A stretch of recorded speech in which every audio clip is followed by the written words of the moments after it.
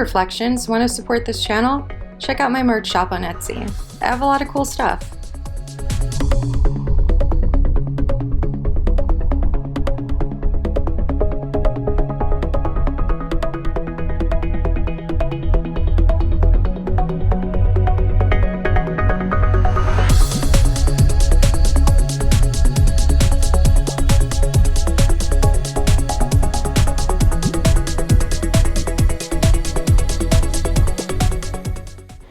Hey Reflections, I'm super excited to present this podcast to you today. Today we have shaman, herbologist, hip-hop artist, YouTuber, and psychonaut Mark Dreams. Mark Dreams has had collectively over 200 DMT experiences, and today he's here to share those experiences with us. We talk about the Matrix, we talk about the vortex. We talk about entities and entity contact. We talk about what he describes as heaven and seeing heaven in a psychedelic trip. We get into some pretty heavy psychedelic territory at around minute 20. So if you want to skip to the juicy stuff, go for it. But first I wanted to talk about censorship. I've never had an easy time on this platform. In fact, I've almost gotten my YouTube channel taken away. I had 2 community guideline strikes back to back, and this channel was in jeopardy. Just like Mark Dreams, he actually lost his channel because he had a song about DMT on his channel. So they are actively trying to shut us up, and this video will be demonetized immediately. They've done that with all of my psychedelic podcasts and all of my psychedelic videos. They've instantly demonetized everything, and that is also a form of censorship. If you cannot monetize, you will most likely not talk about it, but they will not stop me from talking about psychedelics. Neither will they stop this podcast or Mark Dreams from talking about psychedelics as well. So, yeah. Go to my store, go to my Etsy shop, and go to my Patreon, and support this channel that way. Also, I'd like to thank all my Patreon subscribers. Without you, this work would not be possible. Another thing that I wanted to point out is I did not use green screens today, and that's because my house got flooded 3 times. And my green screen was completely messed up. So I couldn't do my video today, and I won't be able to until I replace that, but I will soon. Life's been really hectic. Like I said, we had 3 floods, we had renovations. It was really bad. But yeah, things are going to be back to normal very soon because we will be moving. Anyway, Reflections, enjoy the show.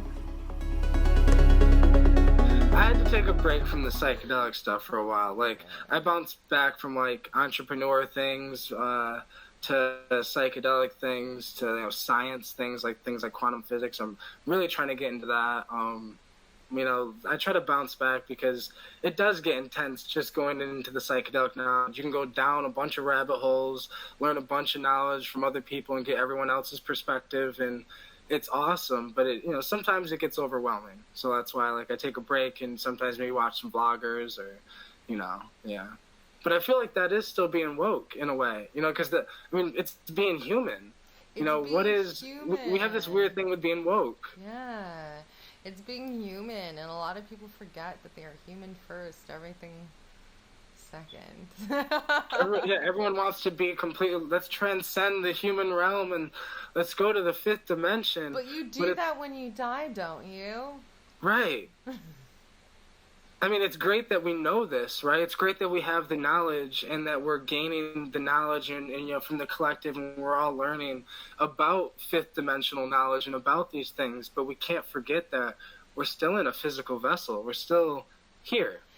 See, everybody feels that they want to like go to 5D, but like they're still on some like stupid human type like problems. You know what I mean? But that's the thing. Like, just enjoy being human from when you have it for right now, and it's okay, and not to deny ourselves the human experience because the human experience is a beautiful experience. You know, like at least to me, it's just Me absolutely, too. yeah, I agree. yeah. Even though what's crazy is there's a lot of chaos, but yet I find beauty in the chaos. I find the chaos to be fucking beautiful because, it's like the chance to grow is a beautiful thing. The chance to become a better person, to become a better you, to learn lessons, that's beautiful. And it's like, the human experience is so amazing, but, being woke, I feel like has become this weird trend where people think that they have to transcend the humanness. They have to completely let go of it, let go of wants, let go of needs, let go of no sex, no this, no that. And it's like I feel like some of these human pleasures are okay. It's okay to have pleasure. It's okay to have fun. It's okay to go to a rave. It's okay to, to experience life sometimes, like to let loose, to watch a vlogger instead of watching some woke spiritual channel, Like, Hell yeah. Hell yeah. I think I just got a Instagram soundbite because that was really good. I'm always looking for like highlighting like because I like to promote my stuff on Instagram as well. It's a great way for other people to hear you and to get to right. know who you are. So I like to take little gems like that of like people dropping knowledge and just putting that on the internet. It's great. I gotta use Instagram more often. Like I have all these different social media sites. I've just been kind of slacking on them, on a lot of them. I've It's just so been really focused hard. on You don't YouTube. understand how hard it is. It's another job. Like this is all like starts becoming a job. You're like, oh wow, like this is work. This is not fun. I mean, it's fun, but like you But it know, becomes it work. becomes work. It does, and like I don't read like a lot of the comments anymore. The the ones that are flagged because I have like certain key search terms that are like filtered. Because do you Well, know that's dope. now that you are the YouTube requirements have changed now that now you as a content creator are responsible for your comment section. What do you mean? Meaning, if something happens within the comment section, if like you're responsible for that shit. Well, hold on. So you mean like if somebody in the comment goes in on each other, and Yeah, somebody is like going in on each other, yeah, it could affect the video. yeah. Now, there's a lot of YouTubers like within the community that are doing videos about this and how they don't feel it's right or wrong, but yeah, you have to police your comment section now. So it's another thing we have to That's worry about, like non-offensive comments. And um, I know there is this whole ad apocalypse happening with people that are. We're going to talk about censorship now and stuff like that. That people that make family-friendly community content, they're turning off all of their comment sections because of the weird pedophiles that are, right. you know. So, like, where do you draw the line? Like, I'm perfectly fine with that. You know what I mean? Like, I'm fine with getting rid of those type of comments. I yeah, agree. yeah, Um, yeah. but it's just shitty because how do you? It's like how do you get rid of those type of comments? In order to get rid of those type of comments, you have to get rid of all offensive comments, and it's shitty though. I mean, maybe we should make it so kids' YouTube channels, can't get comments at all or something like that. Yeah. Make it so instead of just removing everyone's comments because it sucks because someone like me, right, where it's like luckily I don't get that much drama in the comment section, Oh, But really? like, if my channel was bigger, who knows? The bigger your channel gets, the more that's Let likely me to tell happen. you But something. Oh my God. Hold on. I'm taking a picture fuck yeah, for that's dope. Instagram. Yeah. But yeah, putting that out there for people. But yeah, no, I don't read the filtered comments because they're always fundamentalists say that doing Satan's work. I don't have time. Like I just can't like. Yeah, I've gotten comments like that too. That's funny. I laugh at comments like that. It's funny to me. And I know some of these people are so serious, and some of them mean well, and some of them are really just trying to put their opinion out there. But you know, Can you believe that? Like, I just, I I mean, do. It's a weird situation though, because I'm kind of like torn between both sides, right? Where I'm kind of torn between. I do feel like people should be able to say what they want to say though. yeah. Like if I say something and somebody's like, I don't agree with what you say, I feel like it's okay for them to say, yo, I don't agree with what you say. What you say is stupid. That No, was stupid. Something absolutely. you said, and that's okay. That's absolutely true. I believe that as well. But once, like, I have a lot of these, like, Christian people that are just, like, all up on my channel trying to, like, what are the convert people? And I'm like, that's not how it works. Yeah, Nobody likes yeah. to know it all. Like, you know what I mean? Like, that it's just, like, it's, like, not, like, you think about it, like, do you want to be around a person that's constantly like throwing their opinions at you and they're just like, you need to be saved, like you are wrong, like that's not a nice person. Like I don't want to hang out with that. Like you're constantly judging Right. me and telling me that I need to be saved and like how do you know what I don't have a religion? How do you know what my religion is? Not there's not only one religion in the world. There are many religions in the world, and religion is just a perception of what God is, and all that is the same exact thing. So why are like all religion? I feel, especially Christianity, is rooted within again when they're trying to come to these native countries and like put them in clothes and like give them a set of rules to live by God and convert them to trying to be white people, like the whole European influence. And like they had their own culture, they had their own belief systems and their own gods and their own everything. So like who are you to say that Jesus is the only way? Maybe it's Muhammad, maybe it's Moses, maybe it's Right. Buddha, Maybe it's maybe Buddha. it's Maybe it's right. yeah, maybe it's like any other figure, like it doesn't necessarily just have to be one way. All religions are just the expression of God. That's it.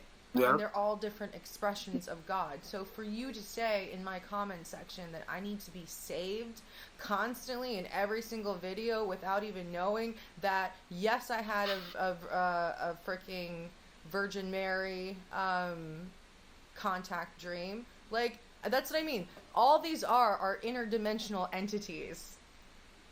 That's Right. it. If you really, really, really want to get down to And we what really it want is to get going down on. to business. Like, all these are multidimensional, interdimensional entities that are programs that we are in contact with. Okay? Exactly. That's all they are. So if you want to say that they're a god, or they're a demon, or they're an angel, that's your perception or spin on it. But that's not reality. In reality, what you are integrating with or talking to or communicating with is a program within the subconscious. That's Yep. it. Program within the system. Yeah. So when Exactly. they talk about And you all can this, use that program to benefit you, or you can use that program to not. and Jesus is just one program within all of the programs within the whole entire disc of the subconscious. Like there's Right. so many. So like why Yep. would you only want to play with one? Like that's why I don't get it. There are certain there are certain things that could be not just argued but debated, and I feel like religion is just very limiting. Yeah, The belief I agree. system is just I agree very because limiting. they refuse to look they refuse to be able to change what they believe. Because I'm open to change what I believe. Like, I'm open if somebody can tell me what they believe and, like, it goes against what I believe. And if I'm wrong, and I'll change my belief because I'm open-minded enough to change. But religion is so closed-minded because they refuse to think that they could ever be wrong. You know?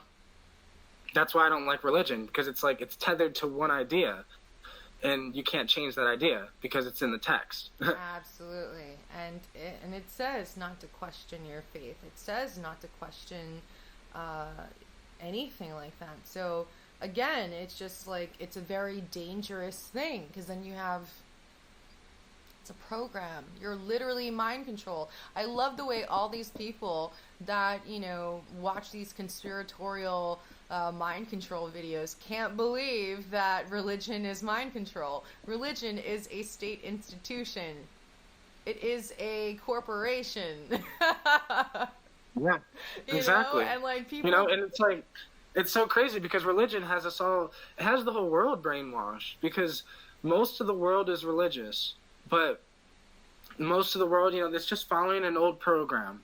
And this old program has, especially, and I'm not talking shit about Christians, because I was raised a Catholic. My mom's Christian, but at the same time, it's an old paradigm that doesn't fit into the reality we live in today. We live in a world of quantum physics now. Quantum physics and quantum mechanics is showing what our actual world is made out of.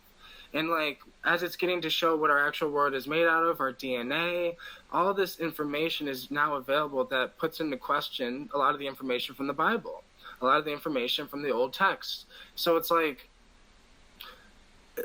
since the old texts cannot be changed, we need to completely get rid of them. I know that a lot of people are religious, but I think that if we live in a world of religion, we'll never fully understand what's going on, because we'll never be able to. We'll never get to the true understanding, because there's Catholic, and inside of Catholic, there's, I think, 10 or 20 different sects of Christianity. And maybe it's like, more. But then on top of that, probably more. Yeah. And then on top of that, there's Hinduism, Buddhism, all these other religions. But realistically, there's only one thing going on. There's only this one human experience going on, a transition of dimensions. Everyone talks about heaven, which soon heaven will be able to be explained with quantum physics, other dimensions. If we're in the third dimension, well then, if there's a third dimension, there's probably a fourth and fifth and sixth dimension. So it's like, yeah. For me, I'm trying to look at it from both perspectives, a psychedelic, with my psychedelic experiences and that perspective, but also I have a Catholic background. I also look at all of spirituality. I've researched Buddhism and Hinduism, and I can see so many of them, they have correct knowledge, kinda, but it's just missing where it came from. A lot of these ideas are just, they say they came from the book. They come from Moses' experiences, Jesus' experiences, Buddha's experiences, Muhammad's experiences. These are the books that these things are written about. But we live in a day and age where we can have our own experience. But it's not looked at the same way. We worship these old texts, but we need to start worshiping ourselves, realizing that all the answers are right here. It's right here in our system, Yeah, absolutely. Look at you, going on a knowledge truth bomb. No, that's great. I love it. That's why I love having these conversations with you, because you are so fearless in the way you communicate very radical ideas. Of changing perspective. Sometimes it's too much, though. No, but it's great, and I feel you. I've always caught a lot of slack because I don't fear going into the more occult side of things and having those experiences one-on-one, like you said. For some reason, a lot of people are terrified of it, which I don't understand. How come if, all these religions have these people that are talking or communicating with interdimensional entities and using remote viewing and astral projection and, you know, doing all these psychic things, why can't other people within Christianity, Judaism, Islam, all these, you know, practice it? Why is it an abomination? Well, because they're trying to keep you in fear, you know, and like the more fear a person is in, well, the easier it is to control, the easier it is to dictate and to like just have them be a certain way and not question.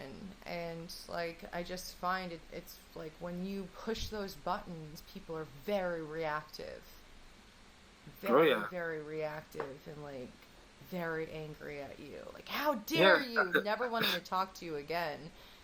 And that's real. I mean, that's happened to me. I've talked to I used to have Mormons come over, and one time I had Jehovah Witnesses come over, right? And these I scared the Jehovah Witnesses away. They never came back. Because the dude asked me, you know, what I believe in, and I was a little sheltered. I didn't want to completely say, oh yeah, well I believe, you know, in psychedelic use and that, you know, psychedelics take us to the next dimension. I didn't want to go completely in on him. So like I slowly worked my way to explaining shamanism. Then I explained ayahuasca and how the shamans have used this tea to drink that gets in contact with their god. And then I mentioned that if God does exist, it's probably a woman.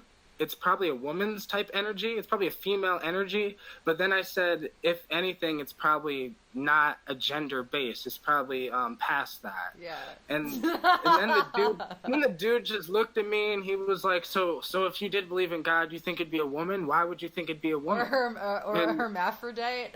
Right. So after I went in on that, he completely went away and walked away and never came back again. It is weird that you scare them away, especially when you say things like, I said in a video one time that we look at these, you know, these spiritual experiences in the Bible, right? The way I look at it is either they were tripping balls on a bunch of psychedelic plants, eating Syrian rue seeds and acacia tree and mushrooms and all these other things, or they were schizophrenic. Either way, it's fine. I mean, either way, I'm not judging someone. If you want to get your spiritual visions in whatever way you can, that's fine. But, like, all jokes aside, though, I really think that, I mean, they had to have been using psychedelic plants, or we just don't understand the mind, and maybe they were having visions, and maybe they were having things. And humans have visions too, though. We have visions. I have visions sometimes. I don't know if you have visions sometimes, but like sometimes I'll be laying down when I'm getting ready to go to sleep, and they're like mini dreams. I don't want to say like full dreams, but like mini dreams. Okay, so that's the hypnagogic state. That's right before you go to sleep. That's the state I was talking about, like for the past 3 years. And like nobody was getting it. They're like, "What are you talking about? You have visions." I'm like, "No, if you meditate, if you like turn off your mind and you pretend like you're going to sleep, you will have a 10-second vision, like you said, a mini dream." Yeah, and I mean, imagine how many people probably had those mini dreams. How many people probably ate plants. But yeah, it's just, you know, in the spiritual, in the religious community, they just don't want to use that as a. They don't want to hear that. They don't want to hear it. They just don't want to hear that their idol or that their savior was using psychedelic drugs or psychedelic plants, whatever you want to call them. But I don't know. I think that's the only thing that makes sense to me where religion would have came from, where any of these ideas came from. Because I mean, me and you, like, I've gotten a lot of my spiritual sense of knowledge of the world from psychedelic experiences. If I never did psychedelics, I would not be having a conversation like this. Yeah, I agree. So it's like, yeah. Yeah, and it does offend a lot of people. I see that. Not so much. I know it does, and it sucks because I don't ever want to offend anyone. You know what I mean? But I just want to speak what I'm observing. You will always offend somebody, I find. Always. It just happens. And it's, as long as you come from an open, loving space, I I find that you can usually win people over, you know, like somebody might start out hating you, but then you just express just ultimate love and divine truth, and they're just like, yeah, I get it. Or they Right. could just be completely turned off by the situation. But that's okay. I don't think it's their time to understand. And especially with my normal everyday life, I'm not here to save anyone. That shit's on you. Everybody's got to save themselves. Right. I've got a lot to do, For sure. and a lot, like, I need to save myself. Like, we all have to work individually, and collectively. Like, again, it's this weird paradox. Life is always a paradox. It's kind of shitty because, like you said earlier, like in the beginning of this, when my issue is sometimes I get addicted to solitude. Like, I know we need to, like, as a whole collective, we need to work together more often. But my issue is I get addicted to being alone, to taking my plants in my solitude, spiritually meditating, taking my plants shamanically, going on shamanic journeys, and sometimes lose track of time and how long I've been doing it, and get addicted to the solitude, and become a hermit sometimes. But we need to kind of break out of that, and I've been really trying to break out of it. And I appreciate having friends like you that kind of help me get out of that, because sometimes I'll get too caught into that. Well, I mean, you know, it's just one of those things where, like, I've known you for like 3 years now almost, right? Yeah. Wow, it's like our friendiversary almost. Like, we've been like, I don't know when I discovered your content. I don't know how that happened actually, now that I think about it. I know if we've Um, been talking for 3 years, I probably discovered your content 4 years ago. well, no, no. I only started making videos in 2016.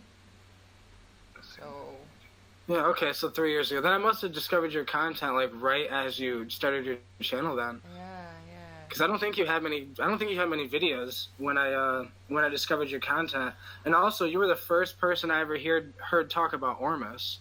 Oh, really? No, Yeah. there's been a lot of people talk about Ormus. Like, I know I wasn't the first one. I Well, you can't were the even. first person I ever heard talk Oh, about it. okay. I can't claim that at all. I'm not that cool.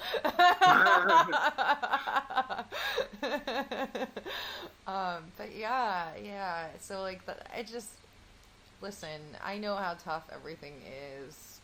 I know we all need our space. I know that's how we get our creativity, and how we receive our downloads, and really do the spiritual alchemy. But I also recognize how important friendships are, um, and how you can build together, you can create together, you can create change within this world, you can create beautiful content. So, and you can have fun doing it. So, like, for me, that's why I just reach out to everybody and I'm just like, I miss you. Let's have a talk.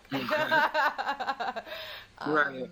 And if it's, something that like we're just both vibing into, like coming to these deep realizations and just constantly like giving each other infinite energy, like you give somebody awesome energy and the other person, and we're just topping each other, just giving each other awesome energy. Like, that's what I like to put out there, like, and like, Yeah. why wouldn't I? So I mean, it's been difficult before finding people to do podcasts with and stuff like that, because you're just starting out. People don't really take you seriously. I've been through all that, Right. like I'm still going through that. Like, still people look at me like with a side eye, like, bitch, who are you and why should I give you an interview? But like, I would never do that. I would never be that type of person, like, it's just, it wasn't my experience, to like be that way. I'm just, and like, no like disrespect or um judgment to people that do, but it is kind of shitty when you do that. Like, when you compare yourself, or you just you always like, people like use excuses like, I don't want to have any friends, right? Or I'm a hermit. They use that excuse to be shitty. They use that as a crutch. So then they don't have personal skills, interpersonal skills. They don't know how to, talk to people. They don't have a kind, loving personality. So of course it'd be a lot easier to say, well, fuck it, I'm a hermit. Because you don't know how to freaking interact with people. The same way, like, I have to give this credit to Kenzu Keku, who I had on before. He had a live stream where he was talking about people that talk about, like, abstaining from sex and all that stuff. He's like, you guys are just incels. And that's so true. It's just like, you don't know how to communicate with women. That's why you think that you gotta be abstinent from sex, not have any friends, not have a good time. Like, that's why you're just making these excuses for yourself. And like, all these things are very familiar, and anything that's very familiar with me, I know that I have built up my own illusion of walls. So it's up to us to constantly change and shift who we are and what we are. At least I feel. Because like, if you're doing the same thing, you're just like, like, is this something that I'm just really comfortable with now? You know what I mean? Right. And I found that. Yeah, I agree. Yeah. So because being comfortable sucks. Like, because we think it's so good to be comfortable, but really it kind of stunts our growth. Because I feel like change is the only thing that is guaranteed in this life, right? So it's like, if you observe a plant growing, because right now I'm growing a bunch of plants, getting ready for the spring. But like, if you observe a plant growing, it changes throughout its whole entire lifetime. Yeah. So like, why would we think that we would stay the same at all? We should definitely do the same as the plant and grow and change throughout our whole entire life. Yeah. Because just like Ralph Smart says in his videos all the time, become our greatest version, right? And like, I do think that we need to become our greatest version. And to become our greatest version, it requires us to step out of our comfort zone, to constantly change, to constantly look at ourselves. I feel like a lot of people don't look at themselves, and I used to be to blame to that too. I used to not look at myself and really look at what I'm doing and why I think the way I think and why I do what I do. But, just looking at myself has really helped me grow and change so much faster. Because, like, I've only started this path 5 years ago. 5 years ago, I decided that I needed to change the person I was. 5 years ago, I was just some wannabe thug. I was trying to be a gangster, trying to be a wannabe thug, hard dude. Like, that was just who I was. And it's insane that it's only been 5 years, and it feels like it's been 500 years. And, like, but, it's like, man, I just knew that I had to change because I knew that was the only thing that was real in life. The only thing that's really real in life is we are going to change. Physically and mentally. You were this wannabe thug. I was a spoiled princess. Like, I was spoiled rotten. I was horrible too. Like, dude, I was not. I mean, my partner still tells me, Samina, you're kind of mean sometimes. I'm like, oh, I'm sorry. Like, I'm just a cat. Like, I'm like a cat. That's my spirit animal. Just like rude and like whatever and like aloof. Like, I have to be mindful of that sometimes. And he's just like, you can't talk like that. Like, you're just rude sometimes. And I'm like, oh, alright. Well, I mean, whatevs. But like, when you're used to being like the center of attention, like, get what you want, spoiled brat, like, it's hard to, like, the evolution is hard. Like, you see certain things through yourself and you're like, I guess I could be nicer. Right. I kind of get it because, like, I was an only child growing up. I have no siblings, so it's like it's only been me. So it's taken a lot for me to like start thinking about. I guess I'm always considerate of other people, but I've never had to. I've always been alone, so I've never had anyone really around. even with having friends growing up was weird because I didn't know how to be a friend, so I didn't really know how to love someone that wasn't your parent. So like it's just interesting, this whole path, the whole journey, this whole life. It's crazy because, like I said, it's only been 5 years, but so much has changed and so drastically, and so much, in such little time. And I think it's mainly because that's what I want the most, is to change. What I really want the most is to become the best me I can be. Like I want to be. I'm 25 right now, but I think about who am I gonna be when I'm 90 years old, and the man that I am when I'm 90 years old, when I'm like so old that I can barely move anymore. I want to be that man now. Like, what is stopping me from being that now? Yeah, life experiences. Yeah, that's really it. The only thing stopping me from being the 80-year-old, 90-year-old me is life experiences. But, and I've just been thinking, it's shit. I could try to be that now, and I might not be able to be exactly like that now, but I could try my hardest to be more wise, to think before I act more, to not necessarily act my age, but act the way that I want to be. And so yeah, it's just crazy how this has been. Well, I mean, I don't think I think you should just enjoy your youth.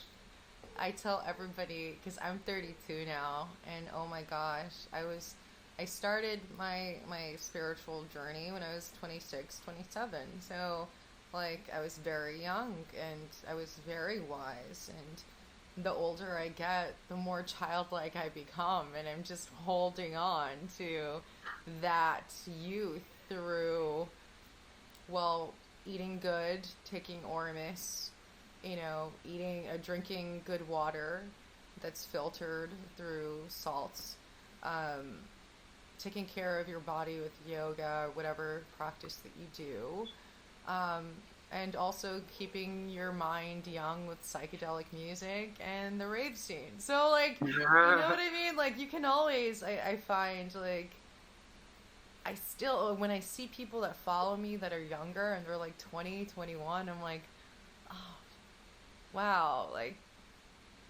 I was not into this when I was like 20, 21 years old, like, this is a little too young for you. I mean, I was really into the occult when I was a teenager, but I wasn't allowed to practice because my mother was heavily programmed and did not like anything with magic or anything, so but when I got older, I was more into the psychedelics and meditation, and yeah, I was very isolated.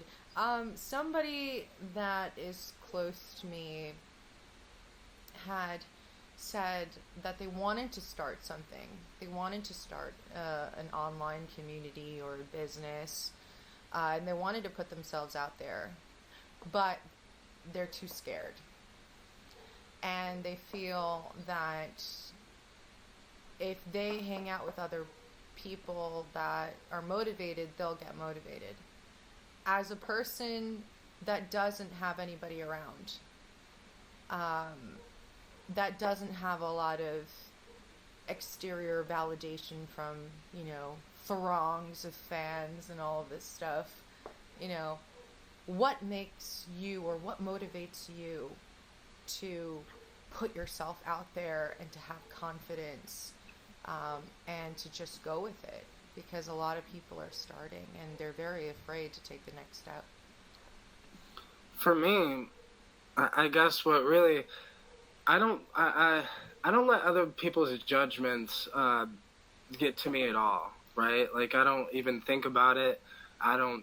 It like goes over my head. Like when people judge the way I look or the way I live or what I do or who I am or what I decide to, whatever, it completely goes over my head. And I mean, I hear what people say because I always want to hear if they're saying something valid. Like if they're saying something valid that I need to listen to, that'll help me become a better me, like I'll listen. But if it's just useless criticism that's pointless to even hear, that's just going to hold me back anyways, I just don't let it affect me because, you are going to get so much judgment. There's so much, no matter what we do, like, we can do the thing that we love to do the most and people will judge us for it because they're not doing the thing they love to do the most. Yeah. Right? And it's like when we're doing the things that we're scared to do, that other people would be scared to do, other people will judge because they're scared to do it, but yet we're doing it. So I think the only way to really get past that is just to be like, just to do it anyways, to do things even though you're scared, to push even though you're to keep pushing even though your arms don't want to push anymore, like, you know, just to do it, because what else? I mean, what's the alternative? Yeah. Right? Because that's what I think about, right? What's the alternative? Yeah. Because the alternative is I don't make videos. The alternative is I don't make music, because some of the things I'm scared to do the most is like write my book, make some of the music, because making my music, and if I put it out there, what if people don't like it, and like things like that. But thoughts like that, I don't pay no mind to. I might think it for a second because I'm a human being, so I might think that thought for a second, but then just be like, oh well, doesn't matter if they like it. I love it because I love my own music, right? And like even the videos I make. I mean, it sounds egotistical, but it's just the truth, where it's like, I love some of my own videos. Sometimes I love to watch my own videos. Sometimes I love to listen to my own songs. Sometimes I love, like, the thing I've been writing in my book, I've been writing it in my phone. And it's like, sometimes I love to just go over what I read, because it's like, I did this in spite of other people's judgments, in spite of my circumstance, in spite of, especially with the book, where it's like, I do it even though I'm uneducated, even though I can't spell worth anything, even though I don't know where to put a period and where to put a comma. I'm that open with myself to know, oh well, I do it anyways, So what do you feel about not having anybody around you to give you motivation? The thing is, I've never looked for others for motivation. If anything, everybody around me within my everyday life was telling me, you're a piece of shit, you're not going to amount to anything, what you're doing sucks, don't believe in yourself, you can't do it. And guess what? I still do it. Not to prove them wrong, but to rise up to the occasion and prove to myself. I feel like there's a lot of underestimating that's gone on within my progression. And, sometimes you wonder, like, am I good enough, or like all these things, and then you realize, like you said, people are just haters, but somebody thought that they had to be around somebody to like get shit done, and I'm like, I'm not around anybody that's anything like me. So what's funny is neither am I. What's so funny, because neither am I. There's no one I'm physically around that, like, I don't know, so many people around don't really have that motivation, that drive, that thing, that whatever. And I guess, honestly, when you're not around it, it all comes down to, what are you consuming? Because whatever you're consuming, you're still around. I mean, the people that are watching this video, they're around us right now. Technically. I mean, technically they're around us. They're listening to the way we think, our ideas.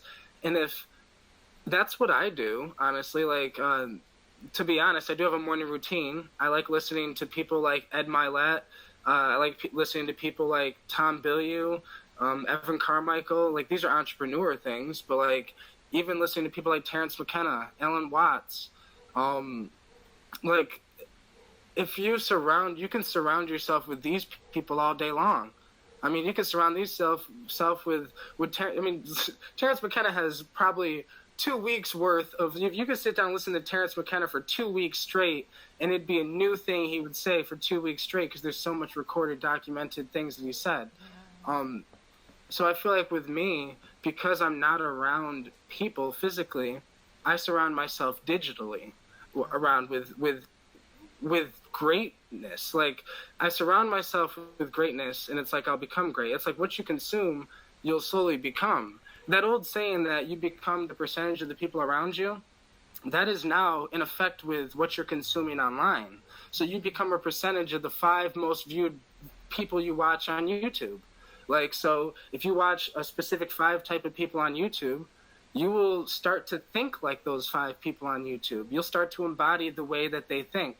So if you're just consuming garbage and nonsense through Facebook and Instagram and social media and all this, then yeah, it's going to be hard to find motivation. But if you are on YouTube consuming motivational shit, even though that type of motivation doesn't last, because like, yeah, you could be on YouTube watching motivational videos and be motivated for 2 hours and then lose your motivation and then have to watch another video to get motivated again, because I got caught in that cycle before. But it's like, really, you have to find the motivation within yourself. You have to find something, that motivates you even when you don't want to do it, like for me, it's as weird as this sounds, it's my great grandkids. I don't have grandkids. I don't have, I have kids, but they're way too young to have kids of their own. But literally, my motivation is my great grandchildren. Like, I think to myself, I'm doing it for them. I'm doing it for something much bigger than myself. Yeah. So, I feel like this has to be done. So for me, it's a must instead of I should. It's I have no choice. Yeah. What are your thoughts on people feeling that it's going to be really bleak in the future? What are your thoughts? Sorry, what was that? I couldn't hear you. What are your thoughts on people thinking that the future is very bleak within the next 10 to 20 to 30 years? A lot of people feel that because of global warming and overpopulation, or not even overpopulation, but like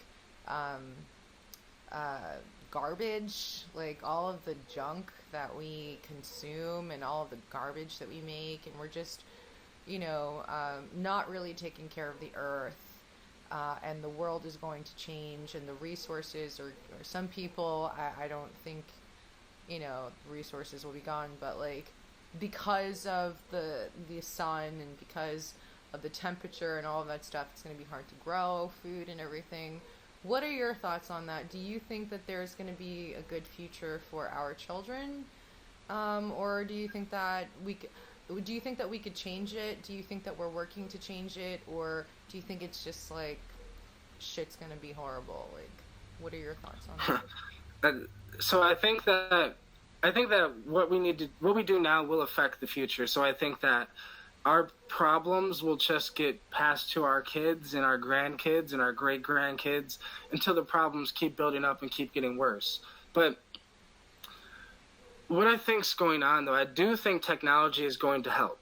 I think AI can help us so much, but so many people are scared of AI because of the movies and what we see in the movies and shit like that.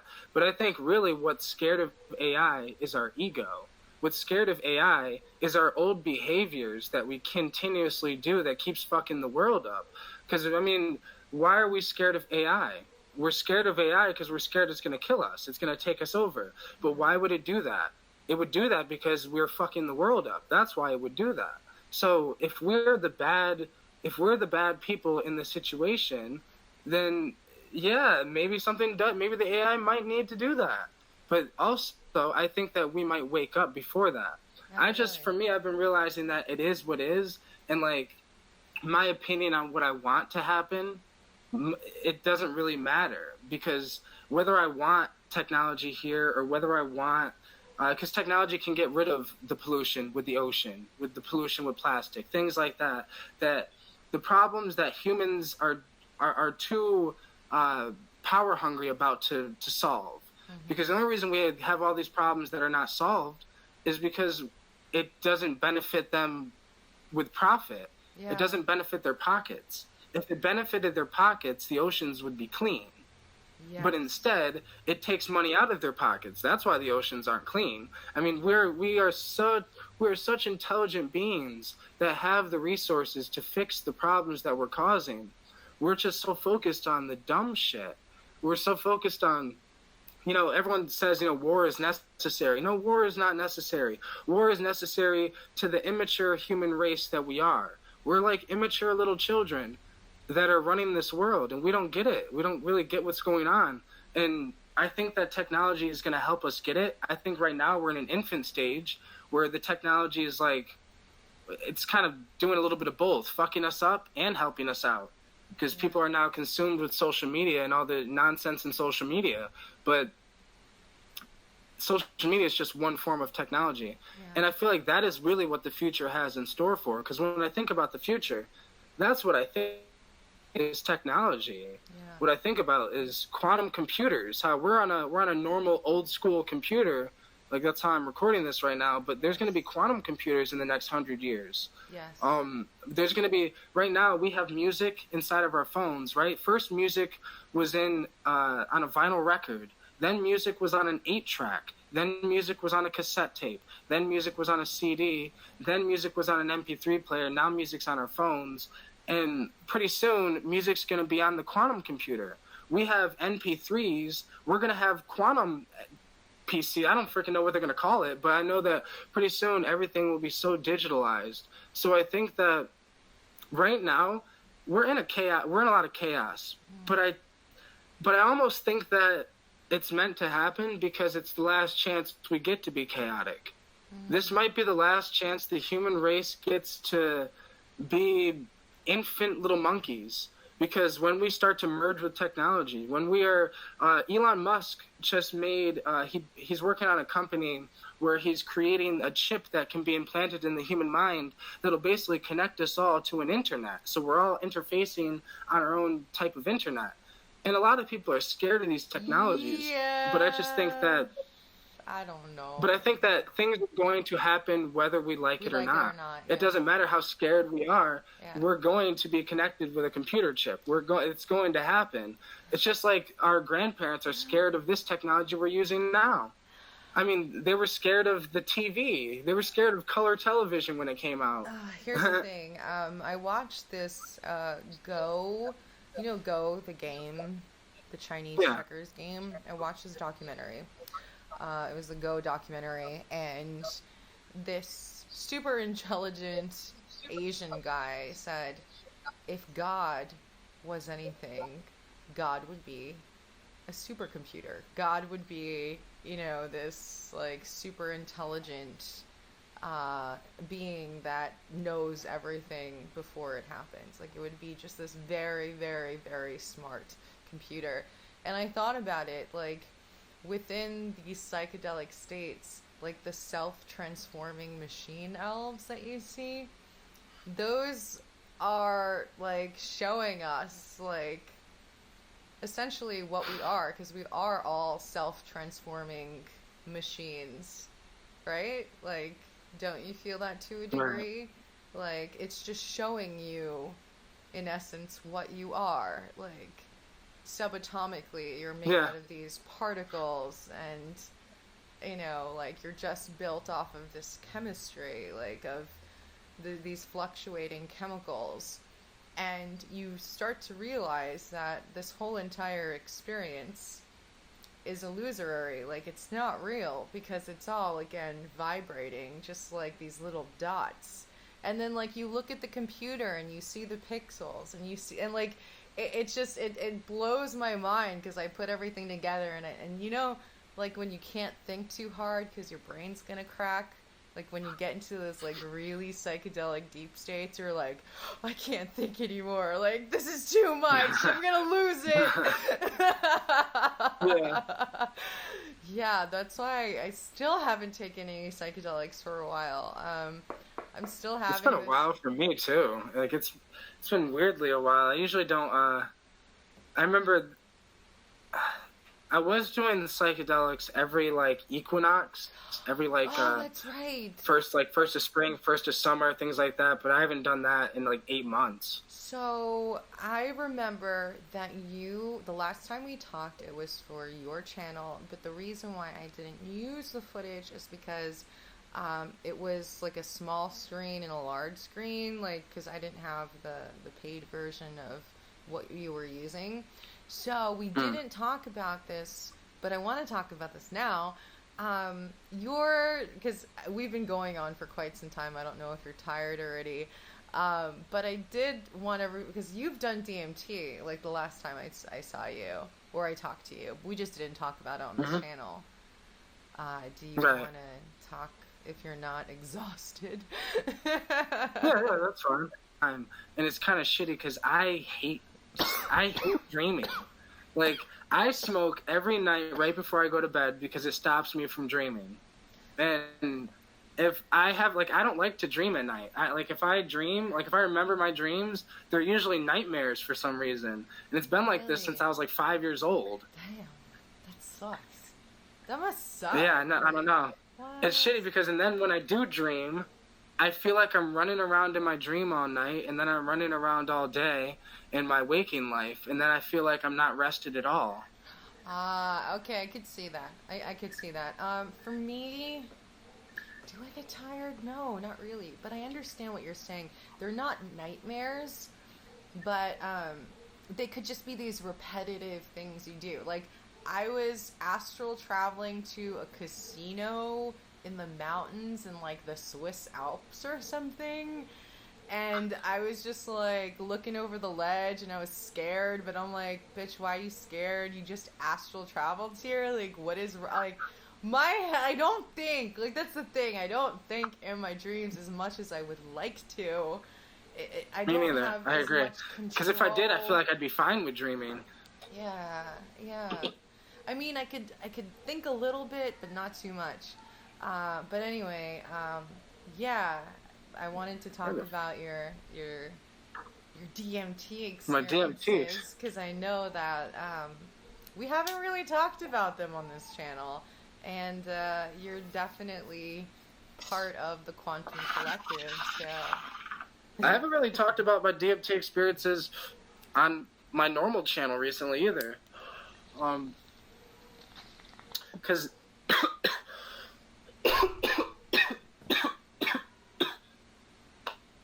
last time, I guess ever since, the whole fucking YouTube censorship, YouTube channel getting deleted thing, I've kind of slightly self-censored myself, and I need to not. I've been talking a little more about psychedelics recently, but the last time I did DMT, was here, at my mom's house. But the last time I did DMT, I did like a light dose. It was probably like 30, 40 milligrams, and I just wanted to like kind of break myself into so like for me, I'm just kind of just so used to it, where it's like now, like, I'm just used to the vortex happening. I'm just used to all these things, patterns. Like, that's just normal for me. Mm-hmm. So, like, the normal thing happened with the vortex happens, except I started getting stitched into the vortex. Like, instead of looking at it, instead of just looking at it and going through it, it's almost like my legs were being stitched into it slowly, and I was becoming the vortex. Instead of looking at it, I was slowly being stitched into it, and then like all my legs started feeling like they were vibrating to kind of feeling like they were water, and then that water feeling started moving up my body as I was being stitched into the fabric of the geometrical thing, vortex I was looking at. So after that happened, I was going through the vortex, and I seen these beings. They were like holding these geometrical block things, and they were kind of like both at the like center of the vortex. One was right here, one was right here, and they were kind of like looking sideways, almost played in hide and seek with me. And it was like, when things like this happen, it's like I feel like it's almost like the experience is just trying to play with you. It's like you do with your children when you're trying to play with your children. And for me, it was like a welcome home thing, a welcome back thing. Like, because before that, and that happened 4 months ago, but before that, I haven't done DMT in 2 years. Really? So before that, I didn't do DMT for 2 years. Oh. So doing that, it was almost like they were playing hide and seek with me. Like, oh, you're finally back. I see you now. Like, I see you. Now, but in that 2 years, though, I did ayahuasca or capsule ayahuasca. I did LSD a bunch of times. But what's interesting about that one DMT experience I had were these, I called it like they were like gatekeepers. That's what I called it, because that's what they seemed like, because they were in the beginning of the vortex. And it was almost like in order to get past that into the real DMT space, into the real action, you had to kind of get past them. It was just weird. But I had an experience with those same type beings on ayahuasca.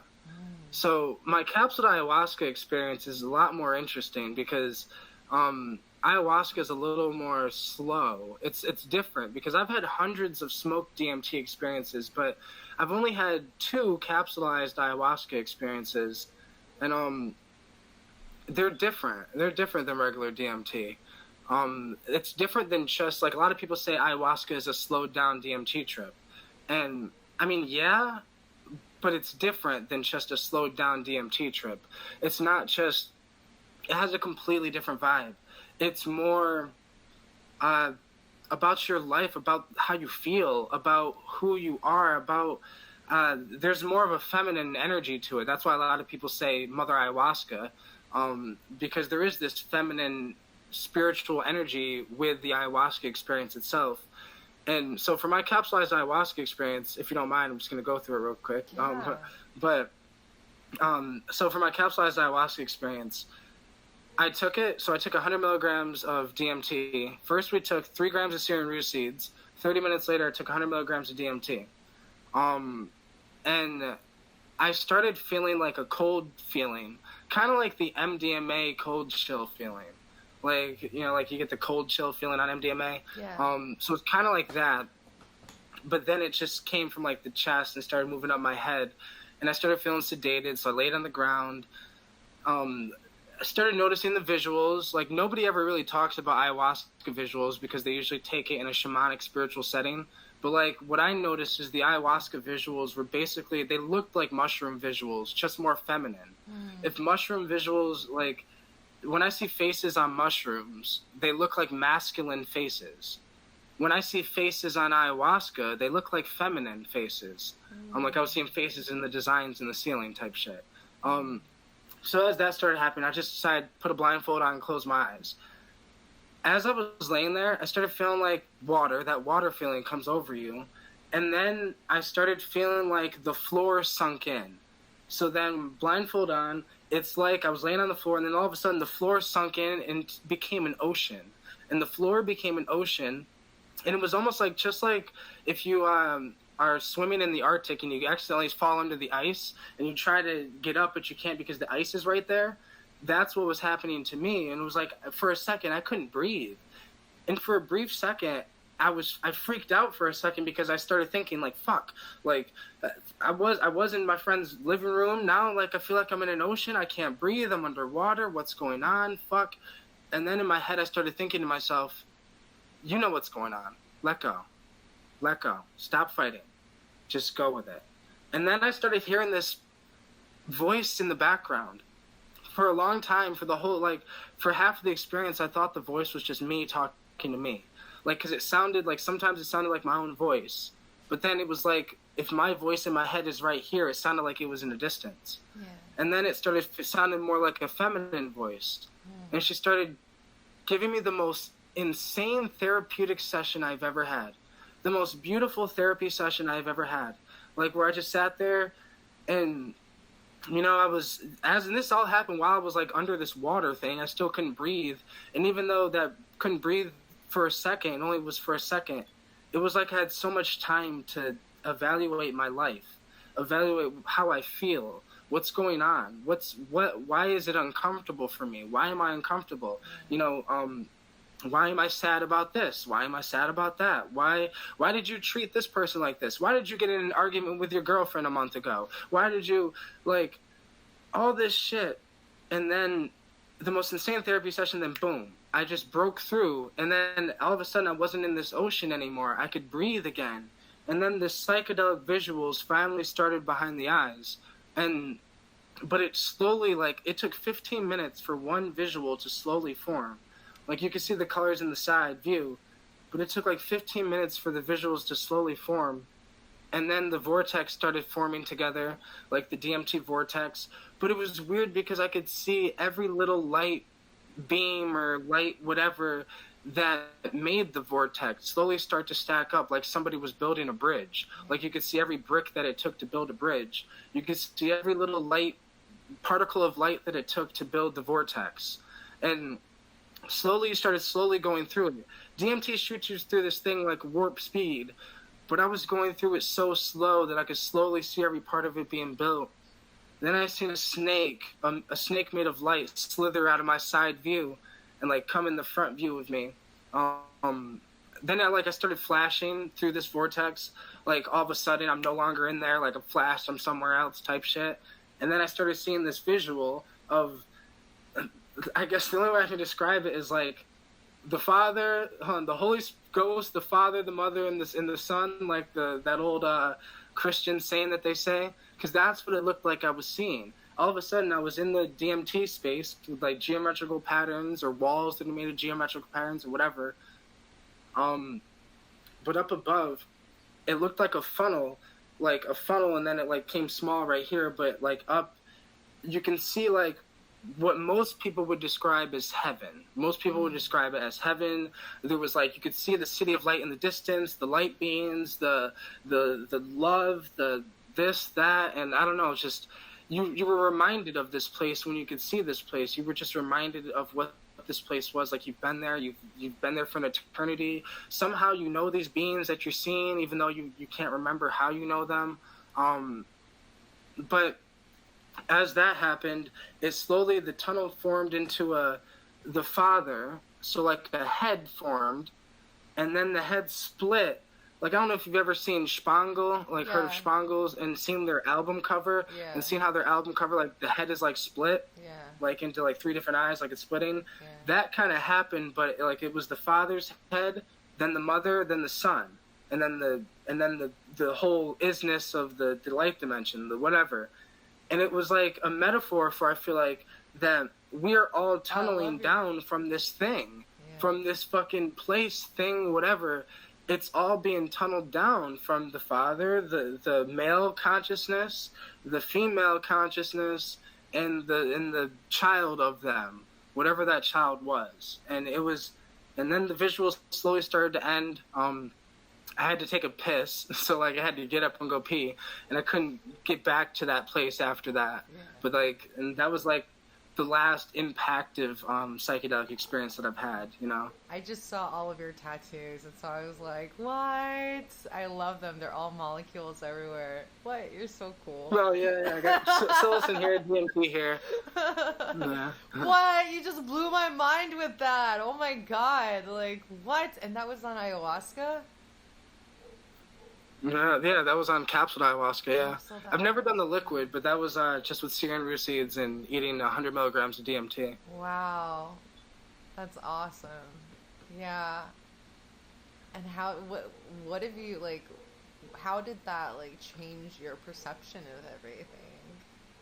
Well, you know what's crazy about that? That experience made me think of, because like that whole therapy session I had with what I would call Mother Ayahuasca, I feel like I had a therapy session, and like it just reminded me like sometimes I doubt myself. Sometimes, you know, I doubt that, you know, I have a lot of goals, a lot of dreams, a lot of hopes, and sometimes I doubt that I can make it, or doubt that I can actually accomplish that. And like in there I was told like doubting yourself will create the doubt. Yeah. Where it's like just continue doing what you're doing. It basically told that I'm on the right path. I'm doing it correctly. I don't need to ask, you know, because I was kind of asking, you know, what do I need to do? And like I kind of kept getting back where it's like, you already know what to do, and I guess I'm doing it. Things like this. This is what we need to do. This is what needs to happen. We need to talk about these things. We need to connect with others that are on a similar path. We need to, you know, just like Terrence McKenna said, you know, find the people who speak to the elves, and, you know, everyone come together. Like, we need to actually do this. And, you know, it also told me that the love is inside of me, right? Where it's like we look for external love. We look for love in, you know, from our parents as children. We look for love, you know, from our children. We look for love from our relationship. We look for love from our friends. We look for love in all these other places, but the love is always like right here. Yeah. And I don't know, it really impacted me for a while, and still to this day, I guess, because thinking about it now, even just talking about it, right? Like I don't know, it just makes me think like so how blessed and how beautiful life can be Yeah. if we just actually pay attention. Yeah. and pay attention to the potential, you know, because that's what it showed me. It showed me that we all have that potential to be the perfect human being, because we're always perfect. We're already perfect. We already got it. It's just we have to be ourselves. And yeah, I don't know. Those experiences like that stay with you for a lifetime. You know what I mean? So you were explaining the capsuled ayahuasca experience to explain your latest DMT experience, right? Well, yeah. Because the So smoke DMT experience is completely different. yeah. So what was your last most DMT experience? You said the last smoked one? Yeah. Well, the last smoked one that was really intense was probably the one. Every time I break through on DMT, it's an accident. It's an accident? Every single time I've ever had a full Exactly. breakthrough on DMT, it has been an accident. Exactly. That's how it is. It's never And when I'm sorry to just talk. no, but go ahead. It's always when you think that, oh, I've done DMT before, like it's okay, like I'm not gonna learn anything else. Boom, knocks you on your ass. Yeah, exactly. And it can be shattering at those moments, you know, because like, I mean, the way I've looked at DMT, and me and my friends used to do it back and forth. We used to try to go back to back, you know, just try to bring back as much information and bounce ideas off of each other. And like I remember at one point, like I literally was thinking to myself that like I'm on this exploration to try to map out DMT space, and that was probably when I was in my psychosis for a little bit, because I was in psychosis for a little bit, but like, I love it. but yeah, but at the same time, I do think that DMT is an actual place. You know, even if I came up with these ideas while I was in a DMT psychosis, I still think that now that I'm not in it, I still believe that you know, these places it's a place. And like when people that's why so many people can talk about DMT, and we all almost get it. We all understand what we're all saying, because we've all almost been to the same place. Yeah. If I go to Japan and you go to Japan, you know, we can both explain that we went to Japan. We might see different things. You might have went to a different place in Japan than I did, so we might you know, explain Japan a little differently, but it's still Japan. Absolutely. And that's what I've been like.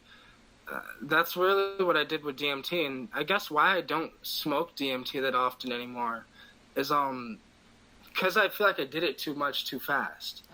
Okay. I feel like I did. I mean, I only really dived deep with DMT for 2.5 years.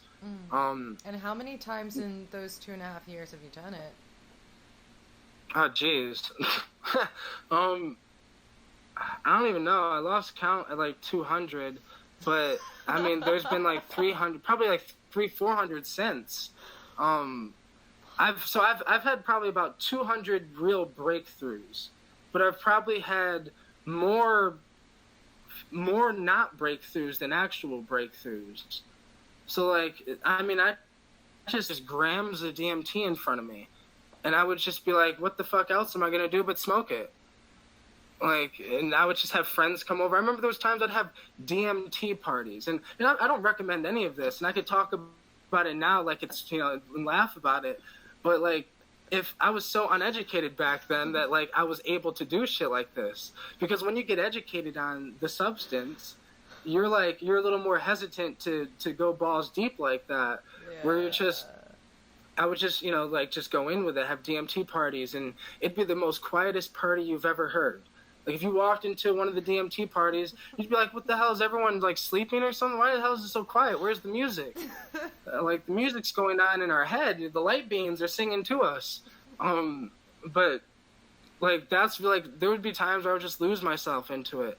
A lot of the experiences I had though, I always had like a friend where we'd like bounce back ideas from. There's like two main people where I like did DMT with the most. My friend James, who is sadly in prison right now, and my friend Twiz. But we would like bounce back ideas, and you know, and we would just kind of question ourselves, and you know, just trying to question what we seen. What did we see that was similar? What did we see that was different? And like, It wasn't like it wasn't just people just tripping balls to see colors. Like, we kind of felt like we were trying to figure something out, you know? Yeah. Because we were just trying to look at it from a different perspective. Because, you know, a lot of people have the perspective of, you know, everyone sees the colors, the light beams, and the elves, and this and that. But, like, I really wanted to know, what are these things? You know, and when I first listened to Terrence McKenna, he's the one who got me into wanting to try psychedelics seriously. Like, yeah. I was thinking either he's fucking batshit crazy, or he's a fucking genius.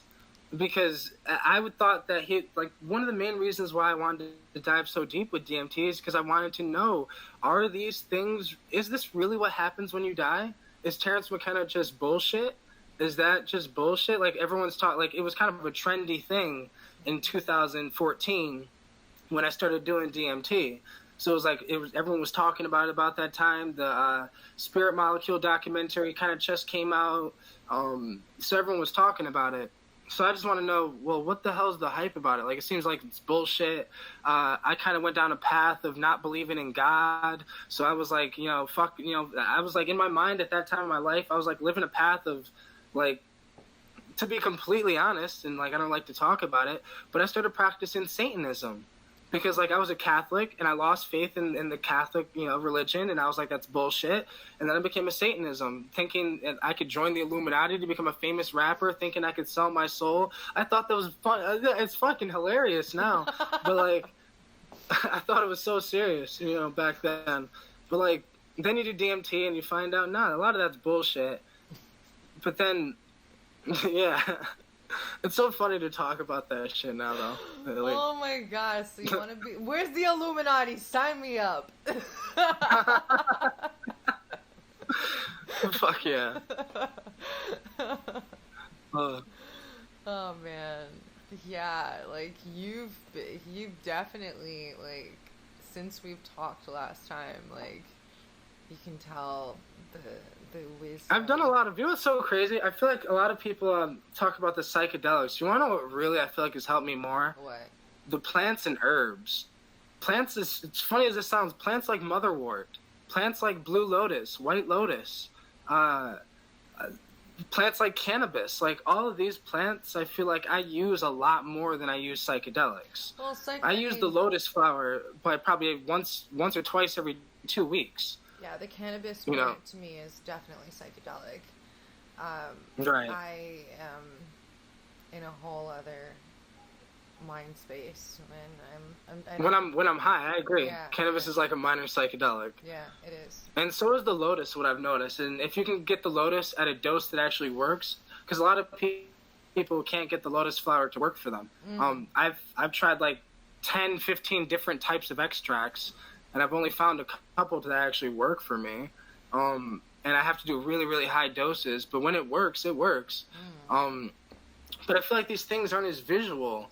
They help me apply the knowledge better. Sometimes psychedelics are so drastic and intense, it's hard to apply it. Where it's like, these plants and herbs are much more subtle than that. So you can understand what's going on a lot easier. And so you can apply it a lot easier. As simple as plants like motherwort have kind of helped me be able to apply things. And motherwort's more of a grounding herb. Because psychedelics, they kind of, like the old saying goes, they leave you far out. Yeah. But plants and herbs have kind of helped me ground myself and use the far out knowledge while my mind is still grounded. So what would you recommend for people to take? Well, for me, the lotus really has helped. A lot of the lotus flowers. Now, the water lily and the lotus technically are different flowers. They're in different plant families, and they technically have slightly different effects, but they're in the same ballpark. The blue water lily, the water lilies are more psychedelic-like. Okay. The lotus is more meditative. Lotuses are great to meditate on, though. I've had a lot of visual meditations while I'm on the lotuses, and they're really interesting. A lot of them are more feeling based. Okay. Like the motherwort is more feeling based. I also do a lot of research on the molecules and things like that. And like the lotus flower contains basically molecules that act as natural antipsychotics. So I can imagine that probably helped me when I was in a psychosis when I didn't even know it. These plants and herbs probably helped bring me back down when I was in a psychosis, and I didn't even realize it. I was just using plants and herbs.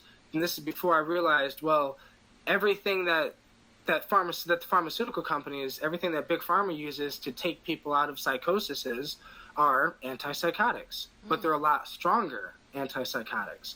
So when you have a natural one in a plant, usually it doesn't work as well. That's why the pharmaceutical company doesn't want it. But I guess it worked great for me in balancing my mind and being able to, I guess, have all these psychedelic experiences but not lose myself. Yeah. Because I feel like when you're doing psychedelics, a lot of people don't talk about the dangers, and it's like it is slightly dangerous because you have the danger to become a different person, and that could be good or that could be bad. That could be bad if you don't want to be a different person. If you like the person you are and you like your old fucked up ways and you like to think materialism and you like all that, then psychedelics might not be for you because it might, change that. But I've noticed the lotus can do the same thing. My friend, one of my friends, he's never done a psychedelic before, but I made a really strong lotus extract. It was actually an isolate. And we were dabbing the shit out of it, and like we dabbed a lot of it, and it has a really intense rush when you first dab it, kind of like almost feels like a dab, kind of, but not really.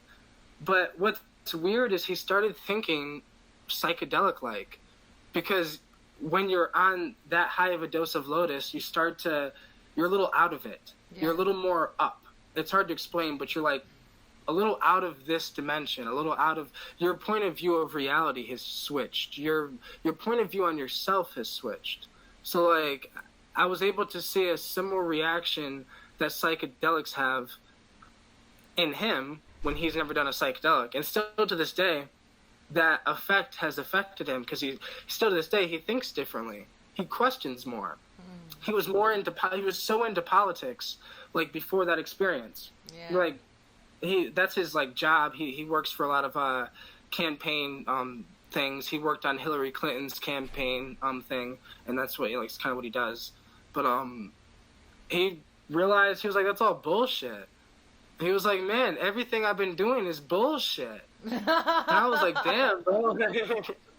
Oh, and I was like, man, it's just lotus. I'm like, this is just the lotus. But because he was like, what did you give me? Like, I was like, damn. But it just made me think these plants and herbs, because they don't cause the strong euphoria that psychedelics do, because they don't cause the strong visuals or the straying into another dimension that psychedelics do, I feel like so many people underestimate them. Yeah. But what I've noticed is I feel like they've almost benefited me more than psychedelics because they've helped me apply it to the person I am. They've. I love hearing about all these things because for me, I can't do psychedelics like. Actually, I never really did them really heavily. I just can't do them. Like, for the year I was, first doing my YouTube channel, I was doing them like recreationally, by myself with my partner, like indoors, and we did like acid like the first few months that we like met each other, and I had done a lot of psychedelics, but since then like I'm still very sensitive to things, so that's why I like Ormus, because I can have the psychedelic experience on Ormus. The only thing is I have to be very conscious of my thoughts, because you do manifest your thoughts into reality very quickly. So I like... what I noticed with Ormus, and I'd like you to talk about it a little bit, because what I've personally noticed with Ormus is on days that I take Ormus, I have to be very cautious on what herbs I take. Mm-hmm. Because I've only had one bad experience with herbs, and I wouldn't necessarily say it's a bad experience. It was just the only experience I almost called 911 on, because it was very intense, and I didn't realize that the Ormus made, like, it completely intensified the herbs I was on. So I made a brew, and I mixed 5 grams of Blue Lotus and 5 grams of Motherwort, and I brewed them together for 2 hours. And then I also took Ormus earlier in the day. Okay, and I didn't think anything of it because I was like, oh, I took it earlier in the day. And I did this brew before. So, like, I was like, oh, you know, so I knew what to expect. So I knew that it was going to be a strong brew, and I knew that it would floor me. But I was prepared for that. But I wasn't prepared for what happened, because what happened was, I mean, the feeling was so intense that my body feeling was so euphoric that it was dysphoric, that it was so uncomfortable, that it was like too many receptors firing off at the same time, and all I could do is like literally rock on the floor and literally sit there and say, geez, like, when is this going to end? And I remember thinking, like, fuck, I don't think it's going to end. What's going wrong? I almost called 911. So I decided just to sit there and meditate through it. But I remember thinking, I don't know what went wrong in that, and then thinking, oh yeah, I took Ormus. Early in the day. That's definitely happened to me. And I don't take a whole bunch of herbs, but I do take reishi and chaga mushroom. I also smoke weed. And I had taken a heroic dose of Ormus by my standards, which is like 7 drops. And I smoked a little bit of weed and got in the tub and did like a little ritual crystal, herb flower bath. And I was in there and I was just, like washing myself, washing my hair, and I flipped out. Like I felt full on psychosis. And my mind just flipped, and it was like this neurological thing that happened, that because I could feel sparks within my brain, and I just freaked out, and I had to get out of the shower, like still freaking soap on me, and I didn't care. I just and I had to meditate for like 5-6 hours, just like until I fell asleep, and like during the whole day, like the rest of the day, I was really freaked out. So yes, I've had that with Ormus before, so be careful, guys. That's interesting, because I was thinking it was from the Ormus, and I figured that, I don't know, I figured, you've had probably more experiences with Ormus than I had, because so I've only tried one kind of Ormus, actually, and it's just a powdered Ormus. It's just powdered. It's actually monoatomic gold mixed with monoatomic platinum. Mine's a mixture, but it's interesting because as soon as I took it, I wondered why it felt psychedelic-like. Like, I just felt psychedelic-ish. I'm like, okay, went through the day, and I'm like, it feels like I just microdosed or something. Yes, that's exactly how Ormus feels. Like, everybody should know that. It feels like you're microdosing acid. Like, if you could microdose a psychedelic, that's exactly what Ormus is, to me. Like, I know, like, the higher dose you get to, like, the more out there it will be, but, like, I cannot take, like, a teaspoon or 2 teaspoons or even half a teaspoon. Like, I can't. Like, it's just so strong that I would suggest everybody start off with a few drops and work your way up, because you could. I agree. And, like, what I did with the powder is I started out with 100 milligrams of the powder, because I had it in powder. So I just started out with 100 milligrams and worked my way up from there, because, I didn't know what I was getting myself into, because a lot of the reports were on the liquid. So they were saying start out with, a drop or 2 drops or 4 drops. And I was like, well, I got the powder. I don't know anything about drops, but that last freaking acid, what do you call freaking Ormus video that I did about dying, like near-death experiences and how it feels like to die. I still haven't taken Ormus since then. I've been so freaked out. Like, that scared me. Like, literally, I've been like slowly introducing like 1 drop to my life, but I'm not gonna go over, because like you have to be meditate, guys. Like, seriously, like learn, and the reason why I say meditate is because like that is the only thing that's gonna get you like when you hit those weird spaces, and like not creating so much trauma. Like it's literally control. You got to learn how to control your mind in those experiences. I agree. Yeah. I really do agree, because that's really what I had to do when I on that high dose of that herb experience, where it was like that meditation. I just had to control my mind, because I just had to figure out what was going on. What's interesting with Ormus is I could see that like being used, if it was used in a shamanic setting, I could see it being a shamanic tool. Yeah. And it's so crazy that it's just gold. Yeah. It's like, it's so crazy. It's gold. I mean, we wear it in our jewelry. We wear it around our necks, and if we just break it down into its monoatomic form, we can actually use it to enlighten ourselves. Right. It is a spiritual tool. I see a lot of people that use it a lot.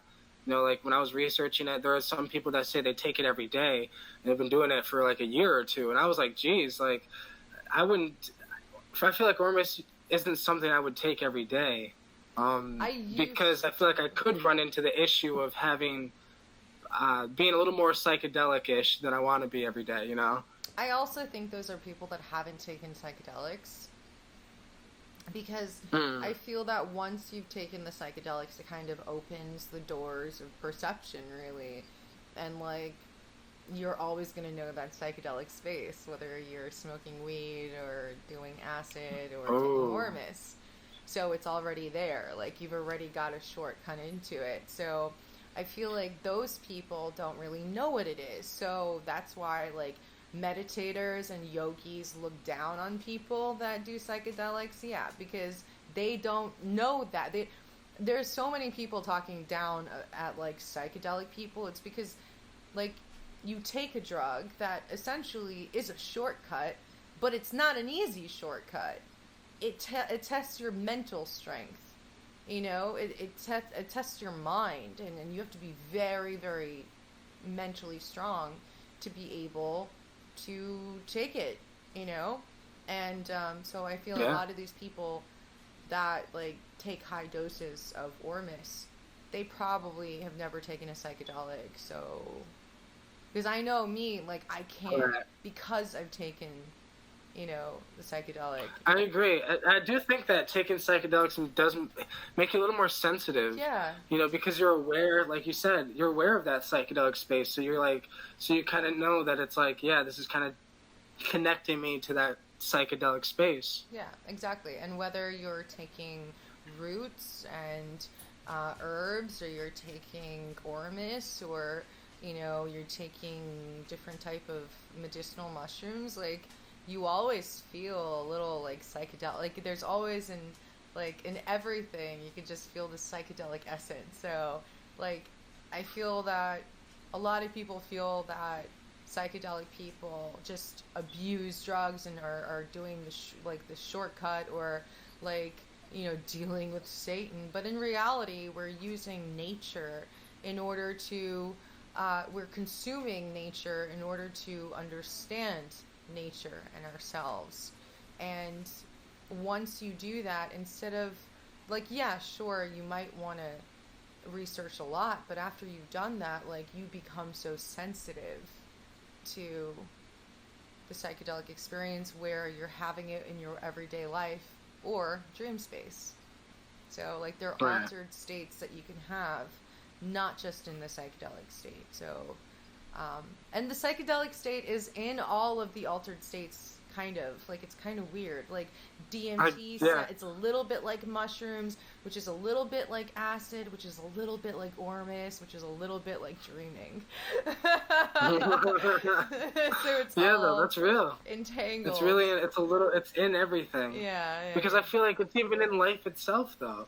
Because this whole life is just, the psychedelic experience itself, it's in everything, because it is everything. I feel like we're having a psychedelic experience right now, having this conversation, even though we're not on psychedelics. It's like it is life. Life is crazy.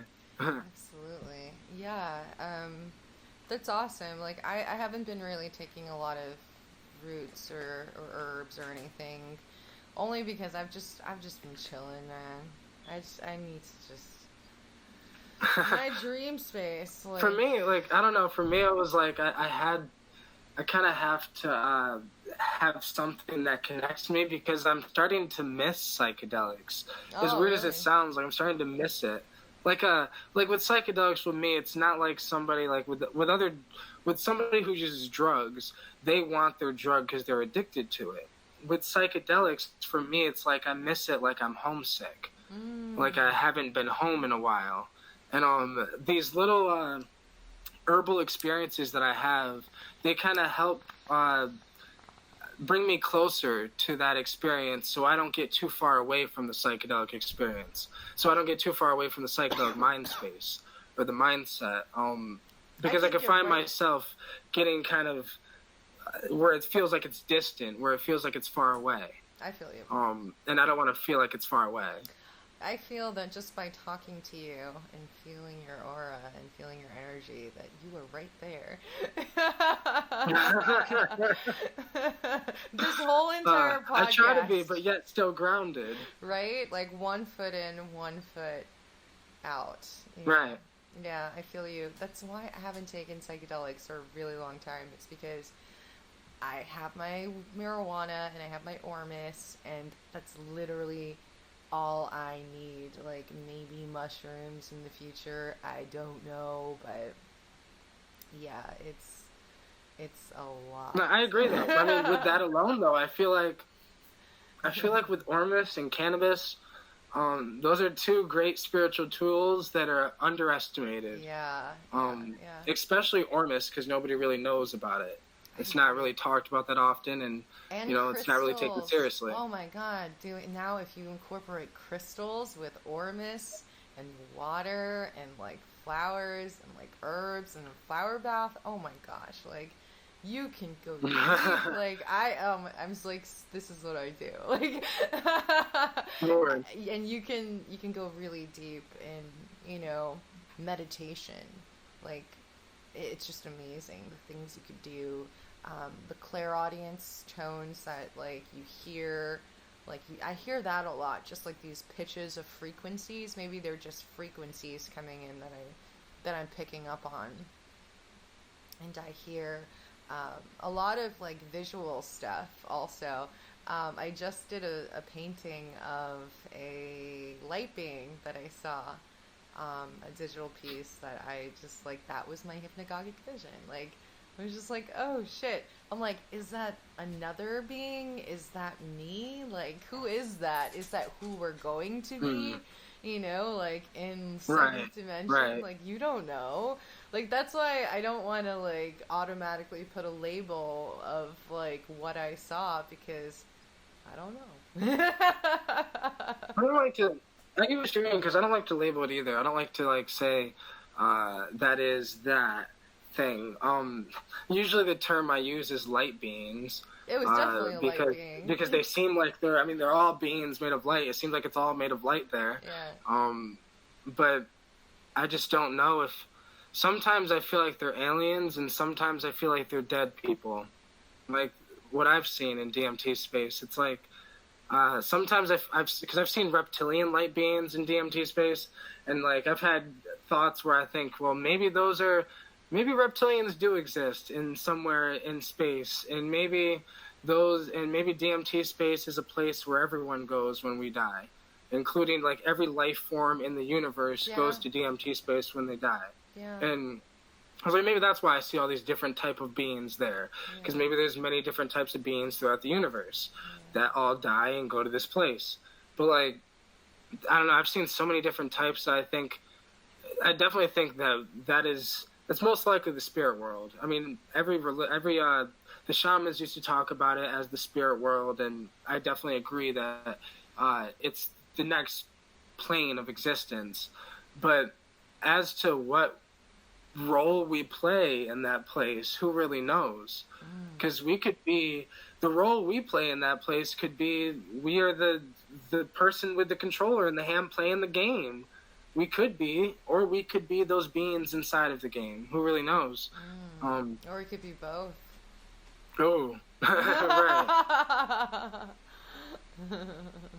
We were talking about herbs. We were talking about Ormus.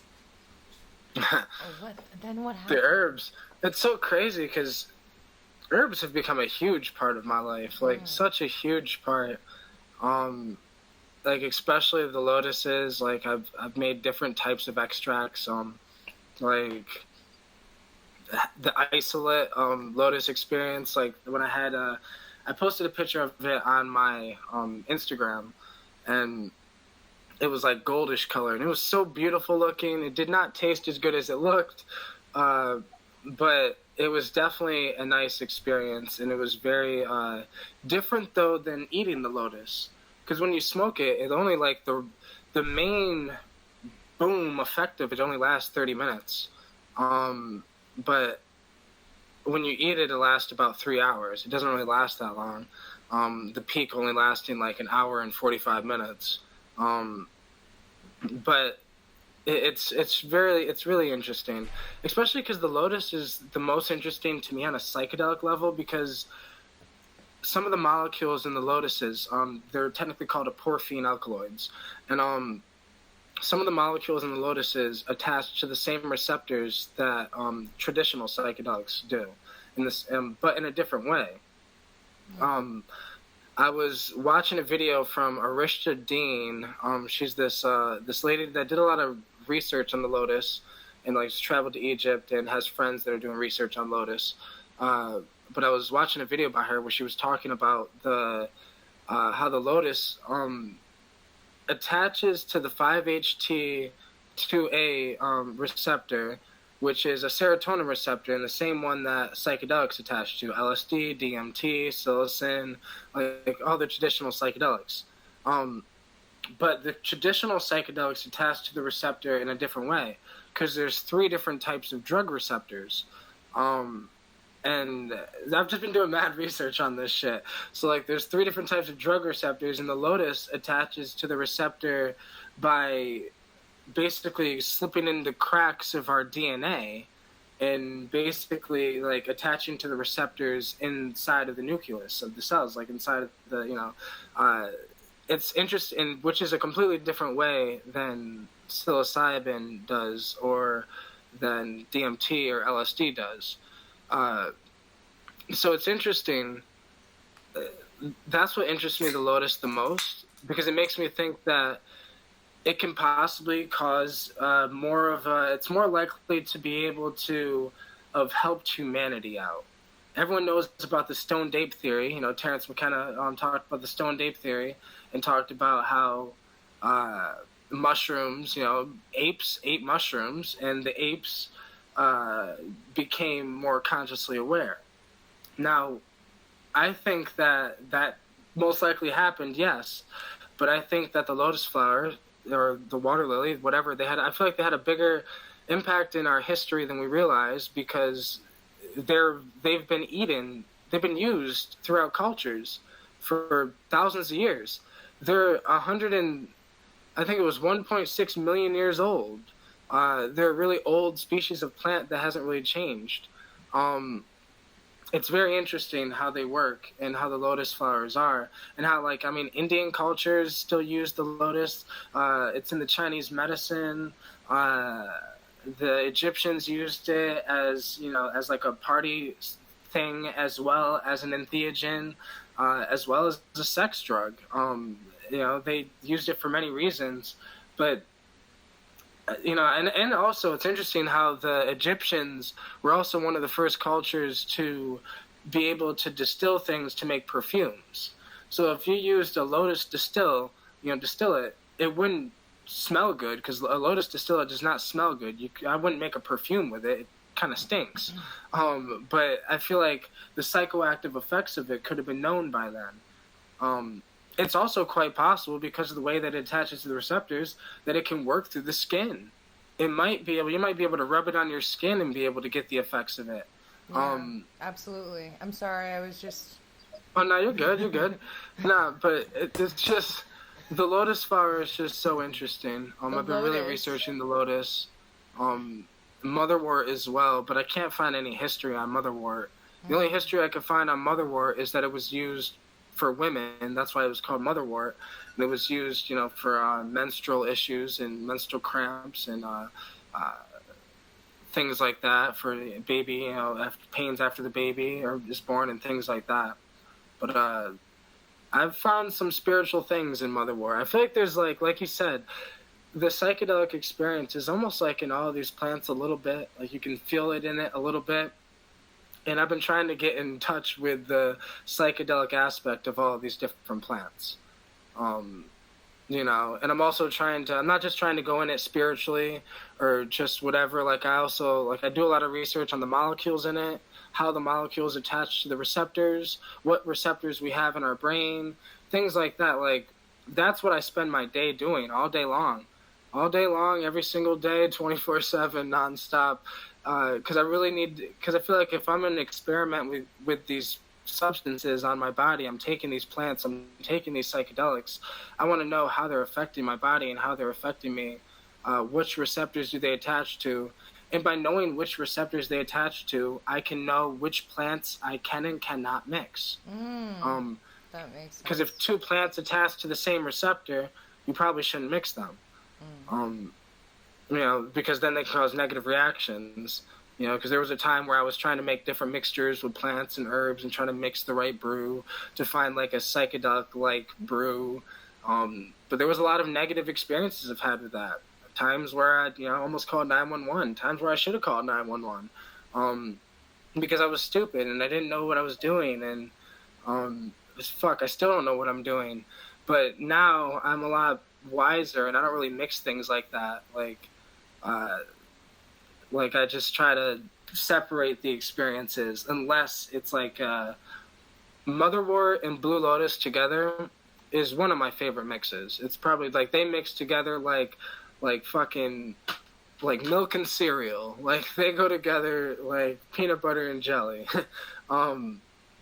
It's a really nice synergy. Just like canna, I don't know if you've ever heard of canna, Scledium tortium. But this is just recently. I just had the flu like a week ago. And for like 5 days, I did canna every day for 5 days. I have a really strong canna extract, Scledium tortium. And it's like one of the strongest extracts I've had. It's 100-1. And so I smoke it on top of a bowl of cannabis. And it feels like a MDMA come up without the cold chill feeling.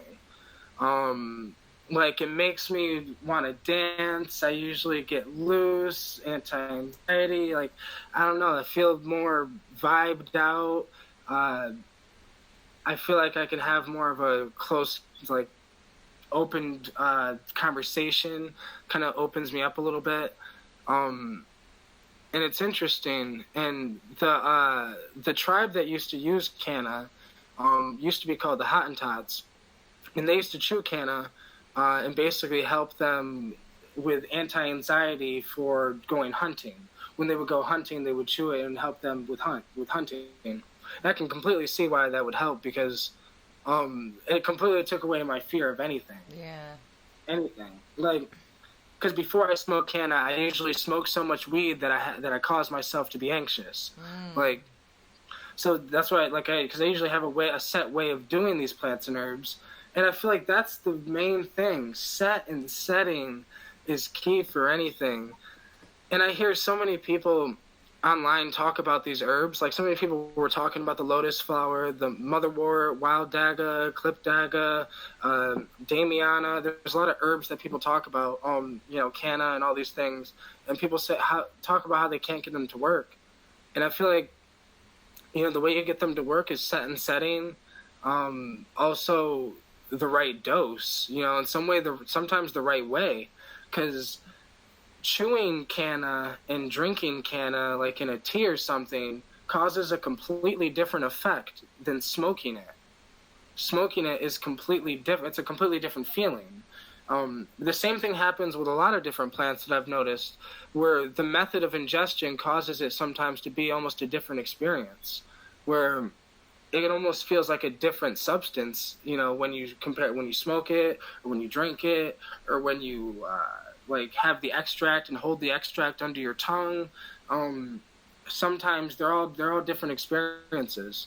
Um, but these herbs also come with, you know, like you got to be safe with these herbs too. Just because they're a plant doesn't mean, you know, they're this completely safe. You know, I've so many times I've fucked myself up thinking that, oh, it's just a plant, you know, and then I'm like, well, here I am floored to the ground, having an anxiety attack, freaking out, thinking to myself, God damn, like, what did I get myself into?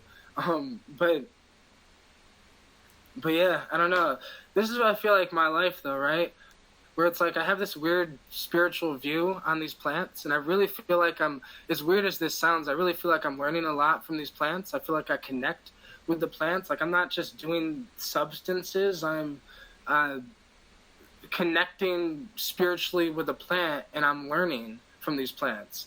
The shamans in the Amazon used to call it that they would find a plant ally, and they would, you know, basically befriend that plant ally and learn from that plant teacher. And that's really what I've been doing. I just think every plant is a plant teacher. Cannabis is a plant teacher. Motherwort is a plant teacher. Blue Lotus, Ormus, the psychedelics. I feel like they're all teachers, and they all have something they can teach us. Because Motherwort helped me with exactly what it sounds like. Like, if somebody's going through hard times, or if, like, for me, I was going through a rough time, Motherwort helped me find the love within myself. And what's funny about Motherwort is the reason why Motherwort, I feel like, helped me find the love within myself is because it has a molecule in it called stachydrin. And stachydrin is said to help, there's been studies that said that it helps your body release oxytocin. So oxytocin being the love chemical, so if you have a substance that helps your body, you know, have more oxytocin, then of course it's more likely that you're going to feel loved because it's giving you the love chemical. And I just feel like our human body is a machine that we can hack. We can hack our body, and that's really what I've been doing with a lot of these different plants, because I also use nootropics sometimes, like lion's mane mushroom, chaga mushroom, you know, gynostema. Gynostema is an adaptogen. Ashwagandha, like, some of these things that I'll use are just to help me focus better, to help me be a better me. Sometimes, like, we can always be a better us. And some people say, oh, well, why would you need to take a substance to be a better you? You know, why does our society need to have caffeine in a lot of drinks? It's for the same reason. It's just sometimes I don't want to use caffeine. Sometimes I do, sometimes I don't. I feel like all these different plants are different options for us to use. And I feel like I've found the plants that work for me. What works for me is Blue Lotus. What works for me is Motherwort, cannabis, and, you know, and there's a bunch of other herbs sometimes, but those are the main ones that I use. I also use kratom, but you know, there are times where I take breaks from kratom because kratom is probably the most addictive herb that I do use. And that's the thing. Some of these herbs can be addictive. Some of these things, you know, like I said, have negative side effects, but I just feel like we can hack our consciousness. Psychedelics help us hack it to the point where we can break out of the matrix. And I feel like some of these herbs can help us hack it so we can perform better inside of the matrix. So yeah, I don't know. This is just kind of really what I've learned from a lot of these different plants and herbs. And they've, a lot of times, like I said, I feel like they've almost helped me more than some of the psychedelics because I use the herbs more often. Even though I did DMT hundreds of times, I haven't used it in 6 months. And before that, I haven't used it in 2 years. Mm-hmm. You know, I use these herbs almost all the time. I use Motherwort probably once a week. I use Lotus like once every 2 weeks. Some herbs I use once a month, and some, like cannabis, I use every day.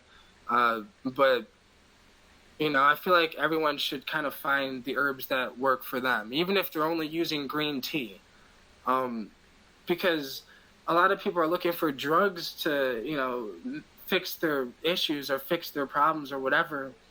But I feel like the plants are here for a reason, because they were designed to kind of cope with the human issues that we're going to deal with. That's why they contain these molecules that work on our body. But yeah, so what herbs did you take today? Well, today was a light day. Today was just a light day. Today just kratom and weed. A little more weed than normal. I had a few friends come over, smoked a couple joints with me, and smoked some bars and chilled me out. But most of the days, like if I want to, I guess not necessarily, just if I want a functional day, right? If I want a day where I have to stay productive, I have things I need to do, and like that, usually I'll stick between just cannabis, and if not cannabis, then cannabis and kratom. Or sometimes instead of kratom, I'll use mucuna, because mucuna is also mucuna pruriens, contains L-dopa, and a few other things like 5-HTP, and it even contains some tryptamines. But the tryptamines don't really work because they have to be ingested with an MAOI, and with an MAOI with the mucuna beans is possibly dangerous. So I haven't tried that, but those are usually the things that like I usually use if I was going to use on a day-to-day basis, just to help me stay focused and motivated. Maybe even some chaga mushroom coffee or some gynostema tea, things like that, or even just green tea matcha powder, right? Things like that. But those are like my daily things, my day things. But usually I have like almost like a set type of herbs where it's like I'll have daytime herbs and nighttime herbs. And then usually the nighttime herbs are the ones that are a little I'm a little less functional. I'm a little more what I call it herbed out. Instead of being really high, I'm just herbed out. But like things like that I would consider like canna, Scledium titorcium. The way I ingest canna is less spiritual, I guess, because that's another thing I've noticed with these herbs is the method of ingestion with the herbs will dictate the type of experience you have with the herb. So it's like, for canna, if I was to use it normally, where it's like a daily herb, I would ingest it, I would eat it, I like put it in a tea or something. But because I smoke it, it's more recreational. It's a little more, yeah. Some of these herbs, what's interesting, what I've noticed is using herbs in the herbal form and using herbs in the extract form can also be different. And the longer I've dived with these herbs, it's been like 2 years, of like just diving and experimenting with like 25 different plants and herbs. And most of them are like once in a while things, once a month things. Because like the one plant that I really enjoy the most, I guess you can say, it interests me the most is the lotus flowers, the blue water lily, white lotus, red lotus, things like that. The white lotus and all the lotuses and the lilies, technically they're different flowers, but they do contain similar alkaloids, similar molecules, so they have similar effects. The water lilies is more psychedelic-like. There's been some scientists who have said that some of the molecules in the lotus flowers, they're called aporphine alkaloids, and some of them possibly attach to the same receptors that traditional psychedelics attach to, but they attach in a completely different way, which is why the lotus flower acts in a different way as well, because it doesn't cause as many visuals as a traditional psychedelic. Some people would take the lotus flower and just say they felt calm. A lot of people can't get it to work for them, and I just feel like it's the method of ingestion. Sometimes, I mean, it's just like with cannabis.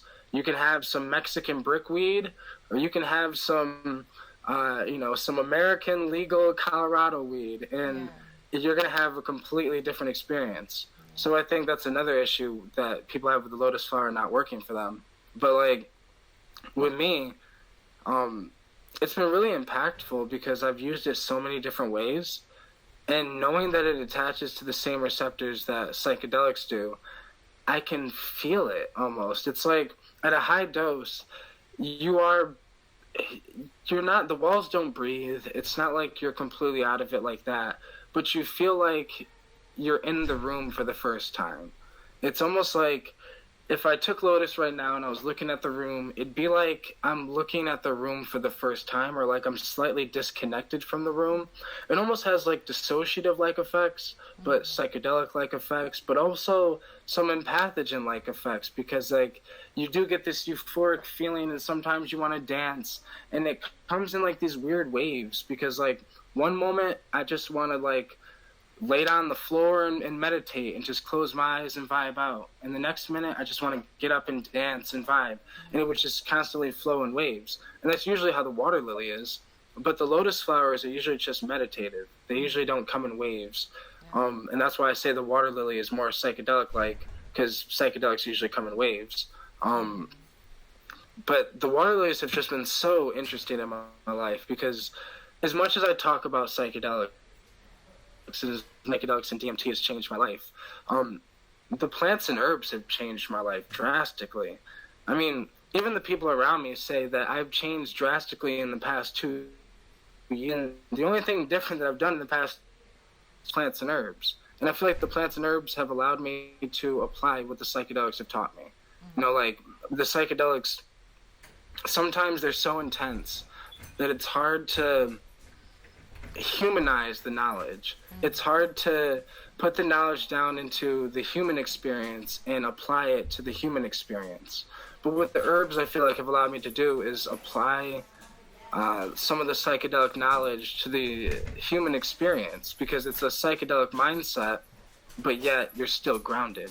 And sometimes the lotus flowers and motherwort and canna and cannabis and kratom and all these other plants that I use, like I said, sometimes I feel like they've benefited me more than psychedelics, because psychedelics sometimes leave you such in a mind fuck that you're sometimes confused on what to do with it.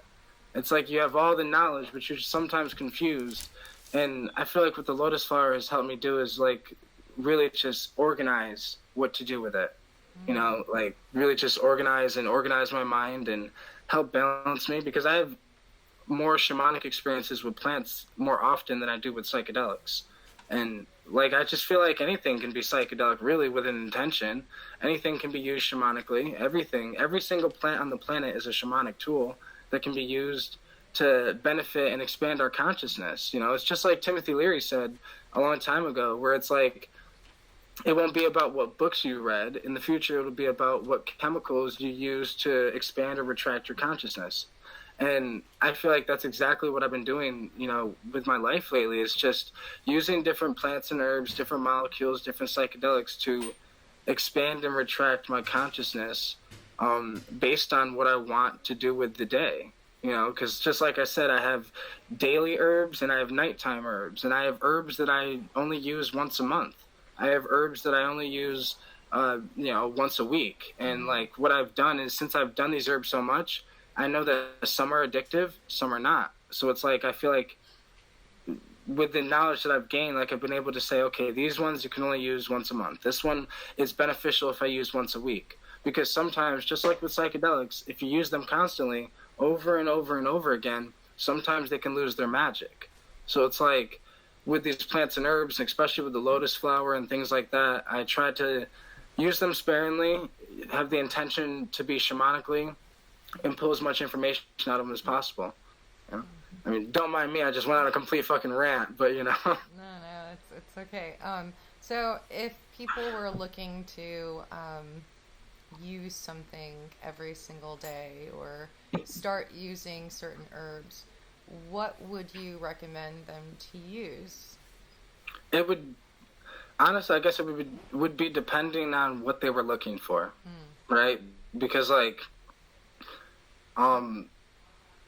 because the first thought that came to my mind is cannabis, but that's just because personally, cannabis is the herb that I use every single day.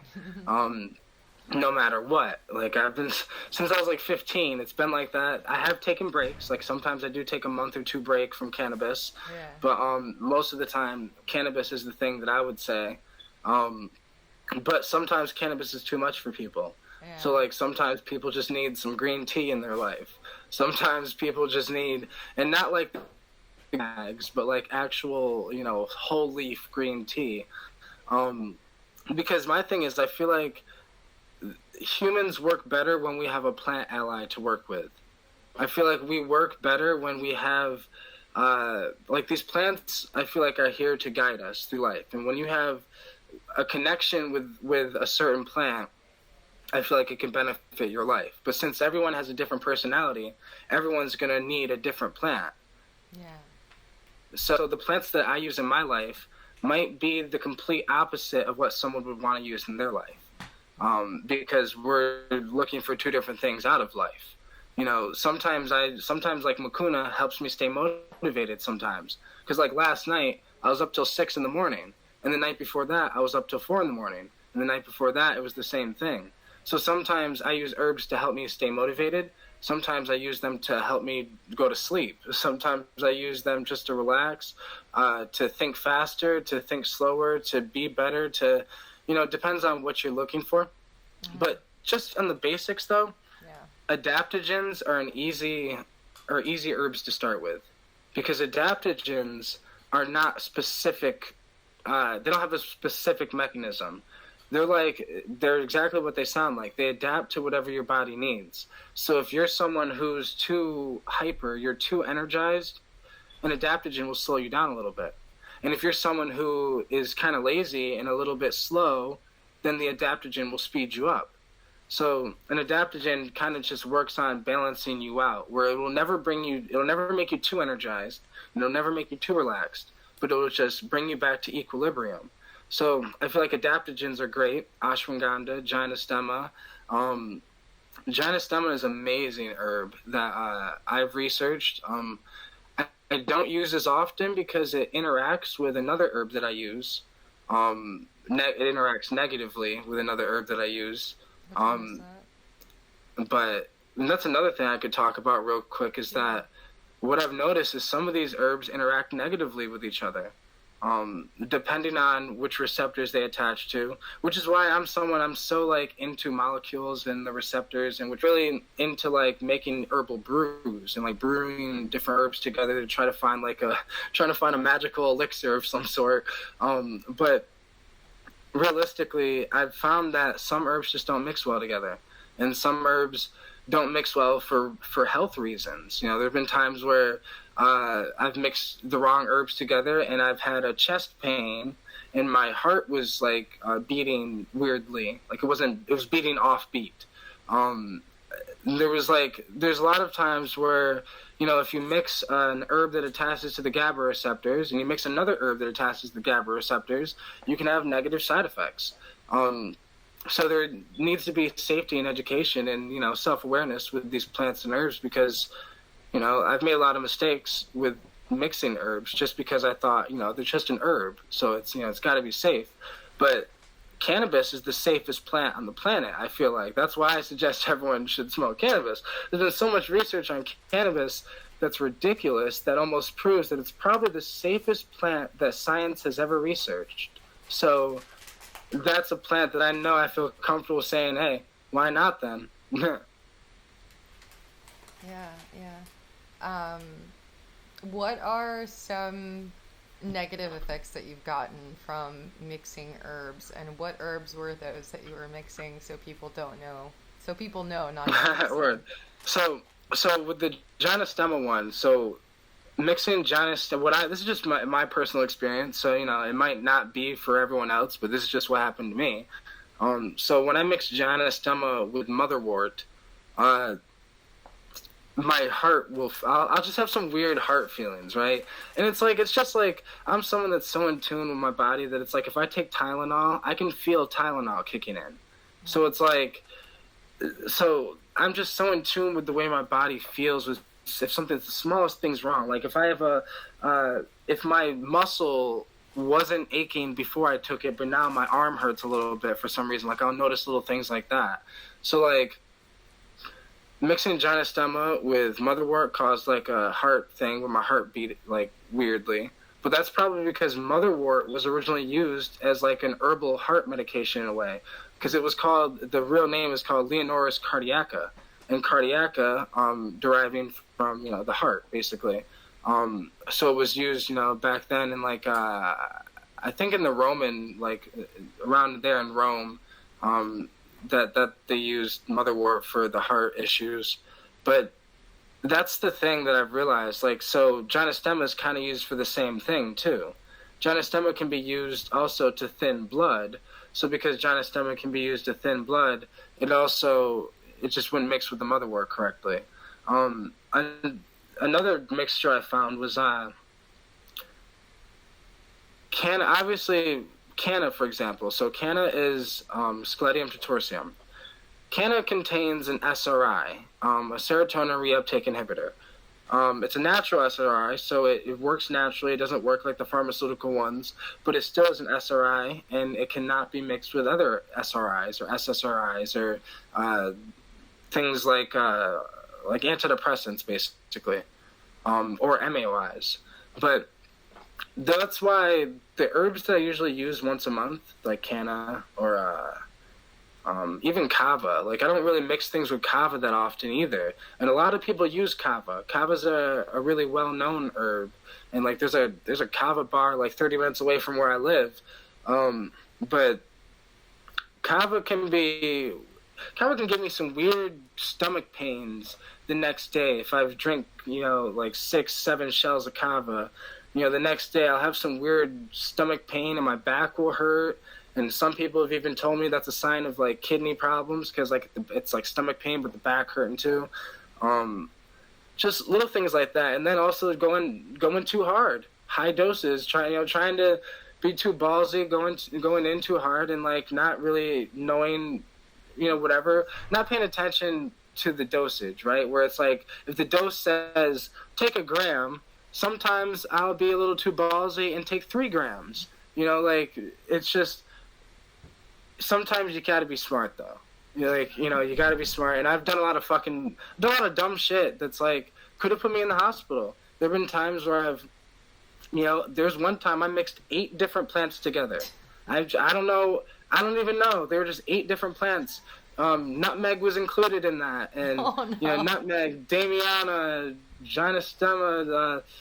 I even put kratom in there, and fucking California poppy, and a bunch of other things, right? And I was so uneducated. And this happened like 2 years ago when I first started getting into herbs, and I was just uneducated. I thought, oh, it's fine. They're just herbs, they're fine. You're just gonna, I'll just feel calm. They're not gonna do much, but it did end up doing something. And I was on the toilet throwing up, and then for like 30 minutes I was throwing up, and then I had to turn around and do the other thing and throw up and turn around and do it, and it was horrible for like 30 minutes to an hour. And but I've had some horrible experiences, but I've learned a lot from them, and I don't do nearly any of that anymore. Right now I tend to just not mix things really. Like my favorite mixture out of all the herbs though is mixing blue lotus with motherwort.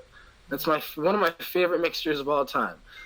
It's such a beautiful philosophical type of a high. It's hard to explain. But besides that, I usually just use them alone now, on their own. Well, besides cannabis, because I mix cannabis with everything because I'm usually always on cannabis. So like I unintentionally mix things with cannabis, Yeah. All right, good to know. Have you ever taken Shilajit? No. I've heard of it though. Yeah. It's just I haven't taken it because a lot of people say they only take it for the nutrients, basically.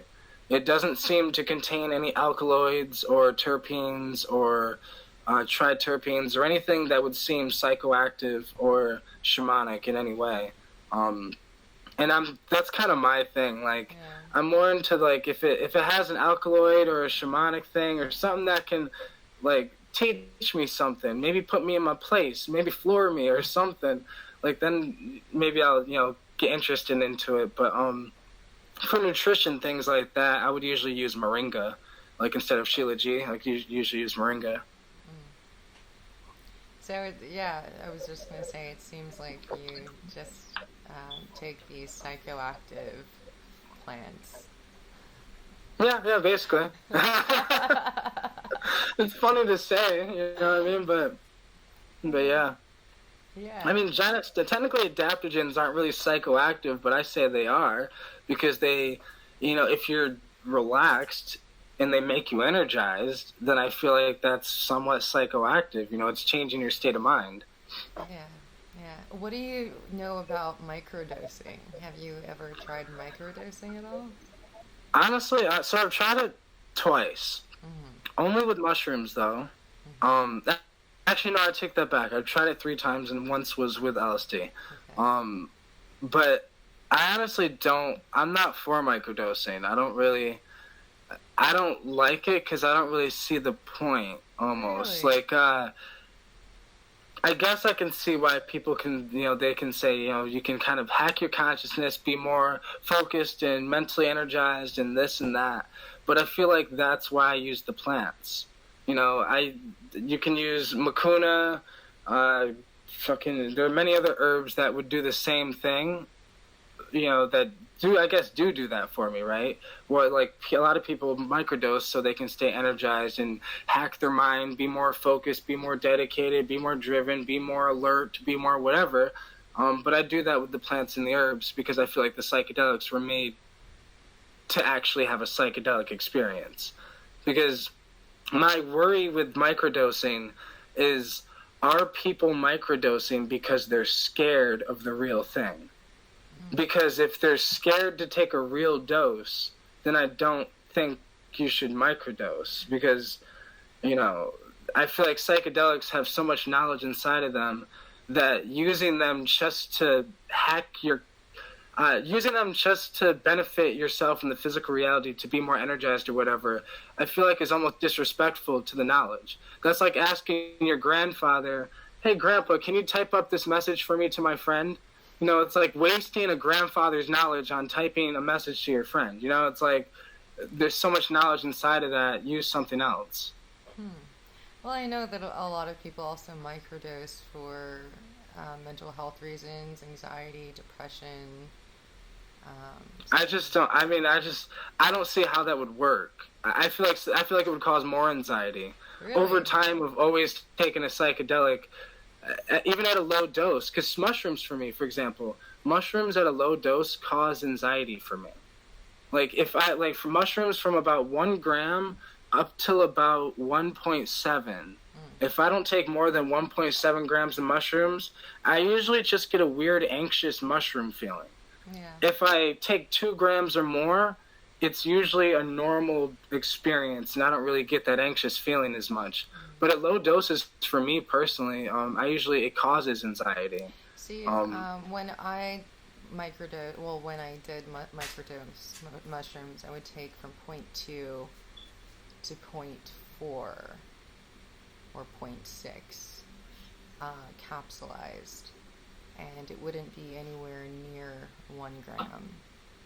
So it would be like literally that much in a capsule. I microdosed to 0.5, like when I microdosed mushrooms.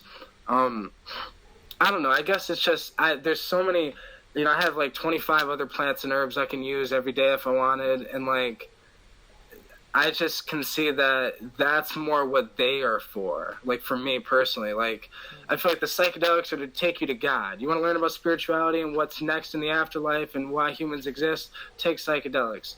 You want to focus on human problems or becoming less anxious in the human reality? Then I feel like there are plants that are specifically for that. We just haven't discovered them yet. Because there's so many plants in the world that I feel like some of them might have a specific job. Some of them might have a specific consciousness, a specific lesson to teach us. I was going to ask, oh yeah, this is what I was going to ask you. What specific herbs do you recommend for grounding? Let's say somebody's had a really tough psychedelic experience, or somebody's having a really tough time with psychosis because they're going through some shit, or maybe they just took some acid, what would you recommend as like a grounding tool, whether it's just a technique or herbal? So this is an awesome question because I have a lot of personal experience with this because there was a time where I was diving deep with DMT, and I kind of, you can say I was in a psychosis, and I really don't know, because when you're in a psychosis, it's hard to know you're in a psychosis. So like it's hard to explain, but what I started doing around that time is the lotus and motherwort, Klipdaga, wild daga. They're all in the same family, motherwort, Klipdaga, and wild daga, and they basically all contain the same molecules. A little different, but they're basically the same. So they have the same reaction. So with me, it was really motherwort and blue lotus that really helped ground me. But yet the lotus can leave you a little out there too, but it's like you're out there mentally but physically grounded. So I was doing research on this when it happened to me, right? And I was like researching, well, why does it seem like the lotus and the motherwort, why does it seem like they completely brought me back down? Like if psychedelics leave you far out, they completely brought me back down to the physical reality. And it's like I was trying to figure out why. So I was researching the molecules, and as I was researching the lotus flower, I found out that the lotus flower contains basically molecules in it that block the serotonin receptors in a certain way. So what's weird though is lotus contains molecules in it that work on serotonin receptors, that fire them off, that are agonists, but it also contains antagonists. And when you have an antagonist, it blocks the receptor. So therefore, a lot of times, schizophrenia and even like psychosis is usually caused by the serotonin receptors and the D2 dopamine receptors, like an overfiring of the D2 dopamine receptor.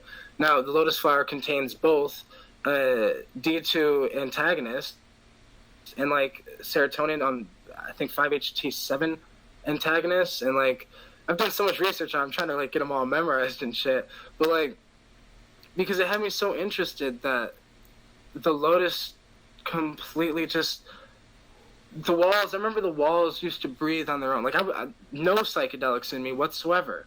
I would look at a white wall, it would look like a colorful TV fuzz, and sometimes it would breathe on its own.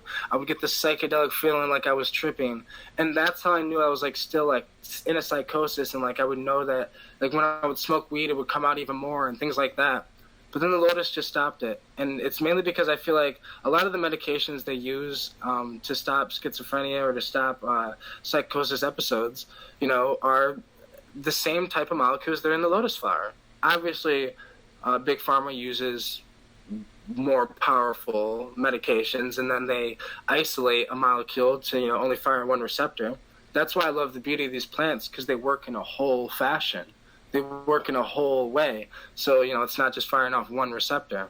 And all this is obviously just anecdotal, right? And it's just my own personal experience. But, like, it worked for me to the point where I still use it today in the same aspect, and I still use it in the same way. I have a friend, I'm not going to say his name, but I have a friend that was diagnosed with schizophrenia, paranoid schizophrenic. And he smoked some lotus extract with me one day, and it was the most calm and interesting conversation I've ever had with him. It was the most normal conversation I've ever had with him. It's hard to explain, but like I understood, like he was so down to earth, so there. I understood everything he said. He could explain it better. He can get it out better. And like I said, this is all anecdotal, but this is like this is enough proof for me, right? It's just enough proof for me to be like, okay, well, there's something to these things. There's a reason why, these plants exist. And I feel like we're like in a psychedelic renaissance right now, where so many people are using psychedelics to expand their mind and to wake their consciousness. But like, for me personally, like I said before, it's like the plants and herbs have almost benefited me more, but that's mainly because they allow me to think psychedelic from a grounded perspective. they allow me to be psychedelic from a more grounded perspective. So it's like I've done DMT hundreds of times, and I mean, I've had people ask me, DMT hundreds of times, how do you remain sane? And it's like, I think the plants. I don't know, the plants, meditation, meditating while on the plants. A lot of times, it's just I use these plants shamanically, and it's the intention. I'm not trying to get fucked up, because if I was trying to get fucked up, I'd do real drugs. But like, I'm just trying to find myself and see what works best, because I feel like I've gained a lot of knowledge from psychedelics, but it's been so hard for me to apply it to my life, and it's so hard for me to get it out there. So like, the plants and herbs have kind of helped me just embody the knowledge, become it, instead of just speak about it, Yeah, that makes sense. It makes sense that certain things would ground you, certain herbs would ground you. I was dumb after I took DMT and I was taking all these psychedelics 2 years ago. I started messing with Ormus, and that's never a good idea. Yeah, I bet that was interesting. Because Ormus seems to boost the effects of any herb that I'm on. That's why I don't really use Ormus that often. Because like, if I'm on another herb, it completely boosts the effects of it.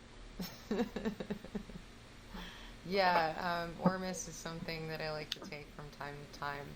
I'm not taking it as much now, but I might.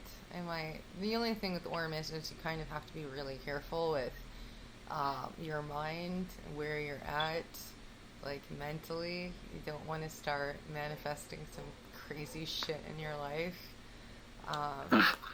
which could happen with Ormus. Again, if you're not really conscious of like the stuff you're watching, or like being very mindful of what you're doing with your time or what you're thinking about, Ormus could really like have the same, I feel, effects that acid has, and it could really catapult you into like those realms of psychosis. So that's what people have said. That's what I've experienced too with it, where it's like I've experienced that it's very psychedelic like, right? And I have this weird category with all these plants where I'll say like some of them are psychedelic like, and some of them are not, and like some of them leave you out there and some of them are grounding.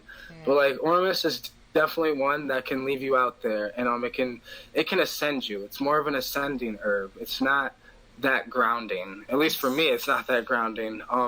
But yeah, I feel so connected in the mind on it though. When I was on Ormus, like I feel like my it's easier to think when I'm on Ormus. Like thoughts just come to me like this. The times where I'm sitting there having to think about what I'm gonna say, it's like that doesn't happen when I'm on Ormus.